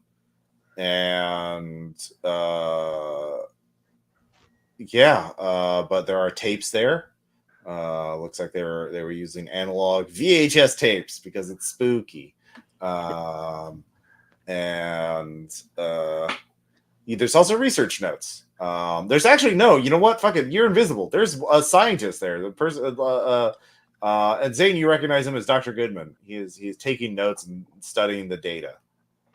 And he doesn't see you three because you're all fucking invisible. And yeah. Well, since we're all invisible, and if I speak out loud, it'll blur our cover. Can I kneecap him from behind? Sure. Yeah, you don't have to roll. Like just hit him with your fist. Or No, like I want to knees. put a bullet through his knee. Okay, that'll also make noise. I don't know if you know that, but yeah, yeah, you could just shoot him in the kneecap. Maybe we Yeah. can investigate the room a little bit, or is there nothing interesting here? No, Zay just shoots him. Like he just like you can't Alright. see each other, so you can't like. Yeah, he's just "Ah!" like coordinate. well, we can't talk either because we're You in a room can with talk. You can make noise. You just can't. You Well, we're in just the room with the guy, so it's yeah, like yeah. Well, he's just he like he definitely knows something's going on. Like, yeah, he screams as his kneecap is shattered from a bullet, and he falls off his chair, clutching his knee. So, and I'll just say, Dr. Goodman, I presume. ah, Would be like ah! Zane. Yeah, he's in shock. He's not. He's an old man. Being shot, getting kneecapped is not going to make him very conversant. So yeah, someone's gonna have to heal him or treat his wound if you want to get him to actually talk. I will go and treat his wound. All right, roll cool. While still being invisible. That's gonna look great for this guy. Yeah, he's like that is 7. 7. All right. You do that, but you get blood on you, so now you're partially visible. At least your hands are. Yeah, I'll like wave my hand in front of him and be like snapping to get his attention. Oh God, Bloody more hand. spirits. Dr. What- Goodman? What element are you of? I'm sorry, spirits. I thought we were giving you vessels. Yeah, that's not important, Dr. Goodman. I want to know what's going on here. What? You don't sound like a spirit. Does a spirit shoot you with a 9mm through your knee? No? Who are you with? What's Some parts of town. what? Who sent you? It doesn't matter who sent me or why I'm here. I want to know what you're doing. Well, we found it. We found a locusite that's able to contact the planes and bring spirits into to vessels. Which plane? Well, different ones. There are a multitude of not just simply one of each element, but there are multiple ones of fire, of lightning, of the air, of the dark earth, and of even more forbidden elements. There are ones of radiation, all kinds of energies. The Paulo was right. Paulo Costa was right. We can become immortal because the energy when the spirit possesses a vessel, it's still the intelligence inside the vessel remains. They form a synthesis, a symbiotic relationship. It's amazing.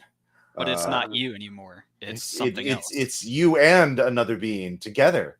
Why do you all always think immortality is such a great idea? Because death is the enemy. It's terrible and scary, I agree, but also, so what? Well, we'll have to agree to disagree on that. I'm gonna pop some VHS tape into the monitor. Death leads Look us on into God's embrace. The only God is the one we make ourselves. Yeah, and you chose this, so wow, okay. Yeah. So that shot has been heard. I'm sure the Lord shall be coming soon. The Lord? Yes. The true Lord. Is that the fire guy? Oh, you're pesky little intruders, the friends of Giorgio. Yes. We replaced the clerk at the motel to keep an eye for us.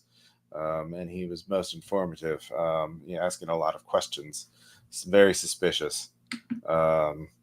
So, yes, we no, that was only a guard of the fire. We have the Lord. You'll see what energy the Lord is of. He cackles again. You'll bring your yeah. And what is this New Life Foundation? It's myself and others who are interested in finding a new form of life, a new form of living, and yeah. It's just like every other cult. Oh no, it's quite rational, I assure you. We have bylaws and a corporate charter, and Lots of cults have bylaws, man. It's just like every other cult. Pretty soon you're gonna need some income, and then you're gonna get. oh, we have income. We have many potential clients lined up waiting for the process. As soon as their vessels are empty, as soon as they pass on, we'll bring them here and bring them back. No one will ever know. Okay, I'm gonna go through the research notes to find anything about this lord of his. Well, that's sharp. So yeah, my luck actually improved. I have 10. Okay. You find it Helios, Lord of the Sun, plasma. And you all suddenly, the hallway outside becomes as bright as daylight. Well, that's gonna cancel invisibility, isn't it? Yeah, it is actually. You're welcome. So you can't, because you got a 10. You find out that it is. You can find out how it can hurt you or how you can hurt it. I'm gonna check about how can I hurt it. You need to intern it into the earth. If it is buried, it is vulnerable to that. So you also realize there are numerous open graves dug up all over this place. So if you can get it to fall into a pit and then bury it very quickly, you can stop it. But conventional weapons are of no use against it. It will incinerate them. It is very, very hot. Yeah. You could have left this start for a ride for a cement truck. Yep. Well, it's coming.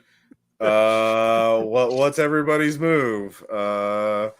You could run out of the observation room to get somewhere to look for a place to set up an ambush, or you could investigate more. You could threaten Dr. Goodman some more, get more info, shake more information on him. I don't know. What do you want to do, Zane?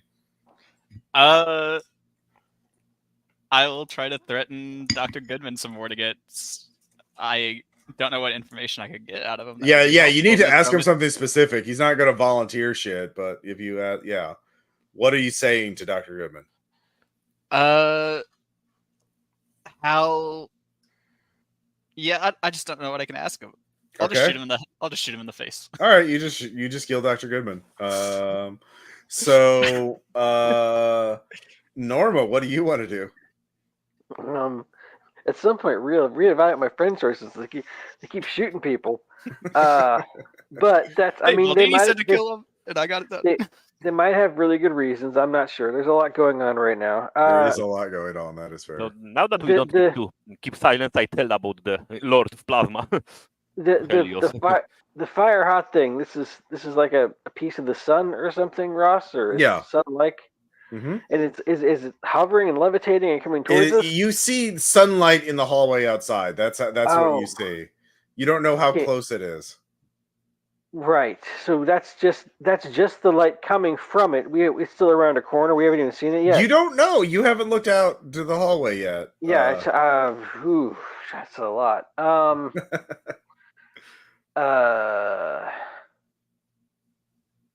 Well, okay. I mean, I think what I'd like to do is look out into the hallway in some way. It's through some kind of filter that protects me, or tries to shield me from the effects. Maybe I could throw an enchantment. You can get like the ones you wear to look at the sun during an eclipse. Yeah, polarizing glasses. Yeah. You want to say you have those on hand? Well, I'd like to upgrade the previous binoculars so they can do that too. Well, then you have to look through the binoculars, which are they're like not really good for seeing something 10 feet away. Yeah, well, I mean, yeah, okay, it's fine. Yes, I have the All right. the Eclipse glasses. Yeah, Eclipse 2024 glasses. There's Yeah. millions of them lying around. Which means I look I cool have for a some. moment. Yeah. I mean, I'm probably gonna get my face burned off, but for a moment, I look cool because I just pull out these. No, it's warm, but it's not like you turn there. It is magical sunlight, but it is not incinerating the entire building. It is not transferring the heat. It's very selective about the heat. So yeah, you see a perfect humanoid silhouette through the glares. It is incredibly bright. Obviously, yeah, it would hurt your eyes if you didn't have the polarizing filters. But the only the ground it touches is burned, incinerated to a crisp. It is at the end of the hallway, probably like 50 feet away. It is slowly walking towards you. It's holding its arms up as if it to embrace you. You hear a vibration in your head. Is that let me empty your vessel so you can be unified with a greater purpose, child. No, I reject your offer. Cancel. Do not mail me any more of these. Well, it's not in melee range yet. It's like No, close range, like- or yeah. So I'm responding to it like it was a scam. Like, no, I do not. yeah. Don't Get send me behind me, Satan. Yeah. No, like a telemarketing scam. Okay, fair enough. That I mean, No. now you just screen it with your little Google filter. But anyways, Mortimer, what do you want to do? I mean, I see the light, but I don't see. I just see a dead body now, so Mm-hmm. I'm gonna go and try to find a place to trip him into a grave when he Okay, when he's gonna go down. Roll cool to run out the hallway and get some distance and find a good ambush site. Well, that's 12. Okay, yeah. With a 12, you're doing very well. I forgot to get an extra benefit. Well, yeah, you don't have the advanced move. So, you run out away from him. You turn several corners, but then you come up to another courtyard in this building, where there is a much larger pit than usual, much deeper and larger. Well, actually, do you want a big pit or do you want a human size or do you want a grave sized pit? You find one of each in this area. I mean, I would like one that has some kind of earth to quickly bury it, if it is possible. So that. There is a fucking bulldozer, and it's filled with earth. So yeah, one next to it. yeah. So yeah, they just dug it up and they walked away before they put the dirt somewhere else. So yeah, you just got to get them in this pit and and have them stay there long enough for the bulldozer to dump it on them. I sent him a text message to the Zane that we need to operate the bulldozer. Well, that yeah, you're frantically trying to do. I guess yeah, with the 10, you're doing the 10 plus. You do I that. just put it on the microphone so that I do voice message because I don't see these buttons. All right. The Helios is halfway to your down the hallway, just slowly strolling forward.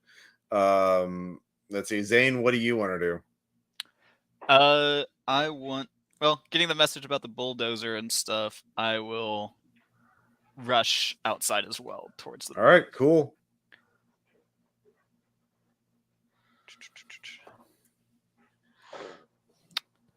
Seven. All right. So let's see here. So there's a complication. You drop your gun.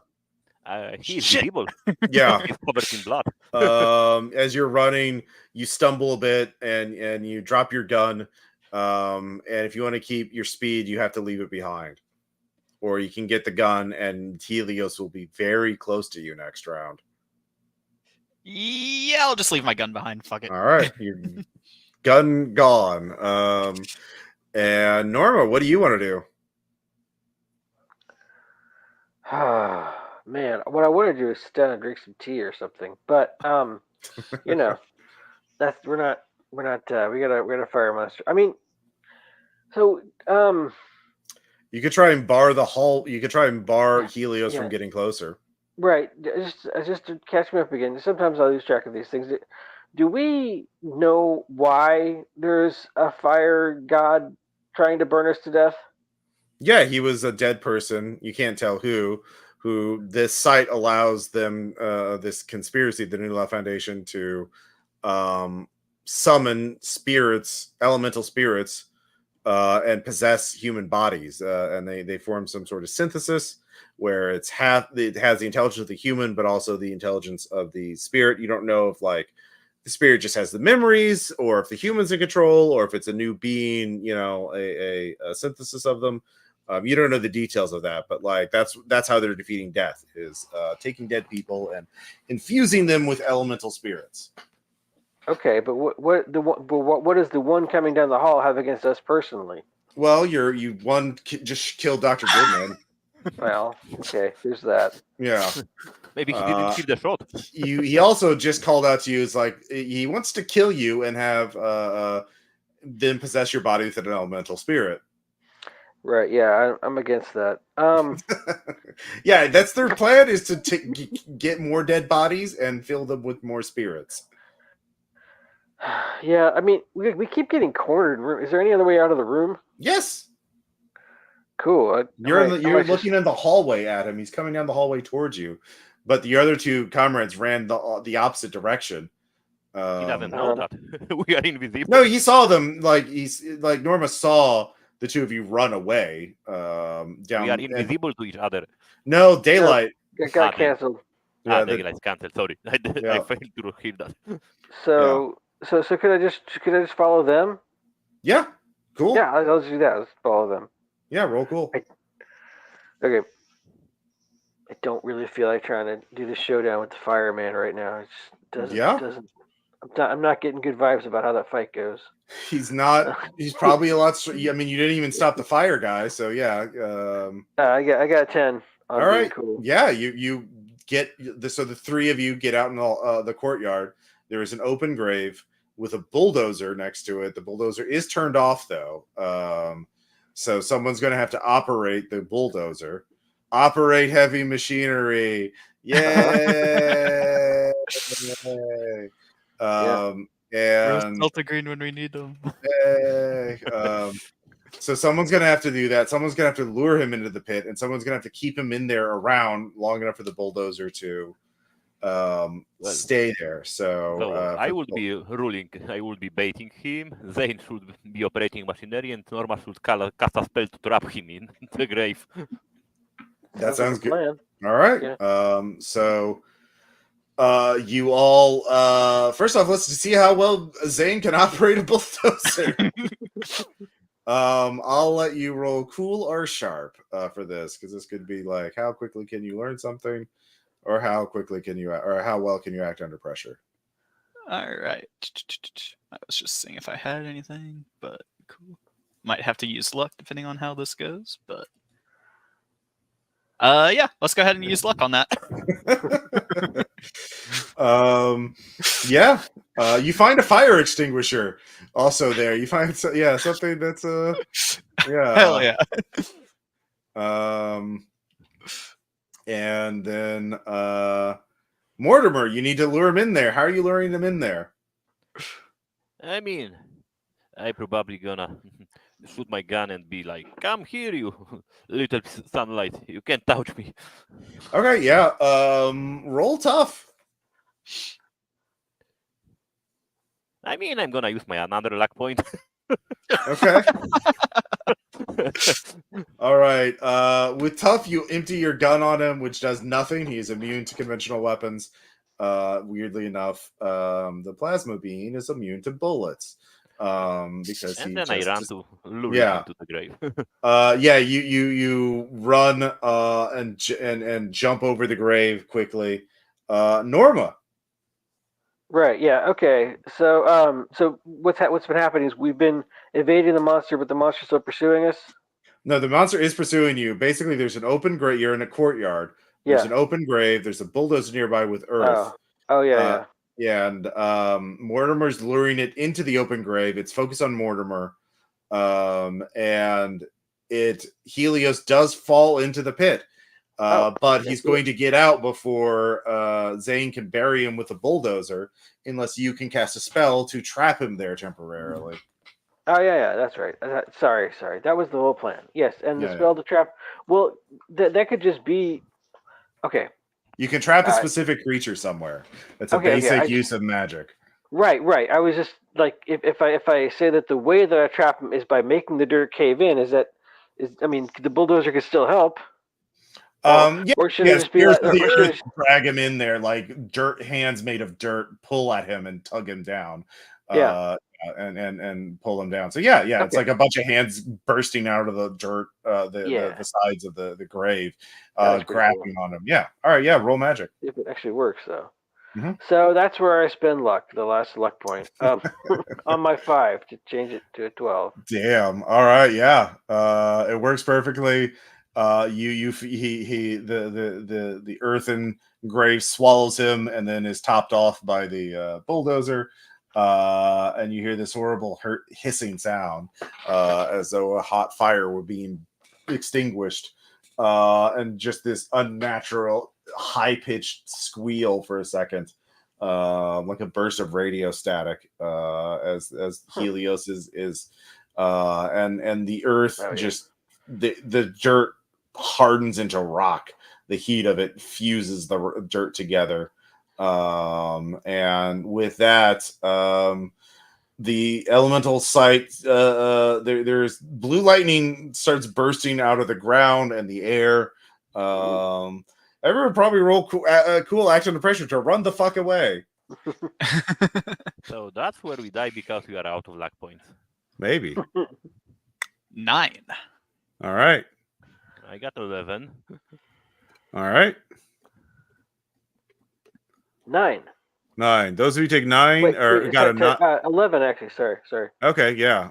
So Mortimer, you got a 9, so you take 1 harm. No, I had 10. Okay, whoever got a 9, did someone got a adjusted 9? Zane got a 9. Okay, yeah, you take another harm from a blue lightning bolt. But yeah, you survive as you all run away as the building collapses. Briefly, you can see Giorgio and Alexandria holding hands covered in blue lightning, levitating, watching the two of you passively before they disappear in a burst of light.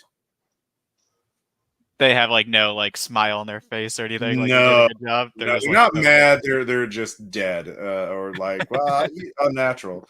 So it seems Giorgio, the conspiracy killed Alexandria, left her corpse in Giorgio's room. Giorgio took her back to the place where if you bury them, they come back to life, but different. And then she killed him, and now they're both elemental undead things, or maybe they were just banished from this world entirely. You're not sure. Yeah, that's the you all. It is dawn now. You're all looking over a smoking ruin. The hotel is burned down. No fire trucks. No police. There's just the wind. I look to Zane. Dude, how the fuck we gonna find now this companions people to kill them? I mean, like, it's a foundation or something. There's probably like public records out there we could use. Mm-hmm. I mean, if they die first and then they are resurrected, that's not easy way to find dead people. Yeah. Actually, is there still like a fire guy walking around? No, he disappeared. You don't know what happened to him. He's still walking after us, Terminator style. Yeah. I mean, your cars are still intact, so you could drive away. But poor Giorgio found a mystery he couldn't solve and was swallowed up by it. But you have avenged him. So am I gonna get my $100 back? Yeah, there's $100 on the dashboard with a little note that says "for Norma." Yeah. Awesome. So at least the Giorgio's spirit is not pissed at you, so does not want to murder you. Right. Now the plasma guy has respect and just dropped it off. Oh yeah. Helios is yeah, good game. He pays his debts. Yeah, he does pay his debts. So, yeah, so that's Baldini. Thank you all for playing. I have to admit, I based this on a movie I saw. I saw a movie called Zader, Italian horror film. about a young novelist discovering of the writings of a late scientist who found the means of reviving the dead. And it's a weird Italian horror film made in 1983. It's very stylish. The first half is really good. It kind of gets a little weaker in the second half.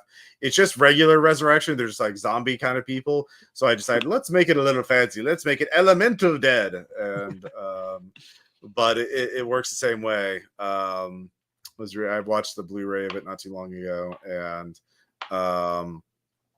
it's a really good investigative horror movie.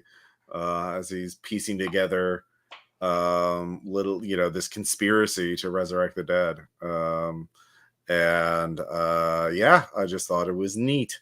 So I changed it. I figure that basically the events of the movie happen with a few differences, and then you guys were like, "What happened to our writer friend?" And like, "Oh God, he's dead. Let's go. Well, we have powers. Let's go fuck those people up." An actual witch with him, and that kind of helps. Yeah. Sure does. Yeah. Yeah, I could not imagine how that firefight would have gone without a that barrier protecting us. Yeah, I did like that the action scene was more just like we got to get the fuck away rather than we got to destroy the monster. It's more like, yeah, let's. Yeah, it just didn't really feel equipped, for that kind of one-on-one. It felt like the fire no one shows things like the monstrous or the hunter or the slayer or anything like that. So maybe it's also because I was listening to an audiobook last night where one of the characters had fire. They'll be able to summon fire. It reminds you of just how overwhelmingly destructive it is. I'm like, maybe I don't want to face that. Maybe, yeah.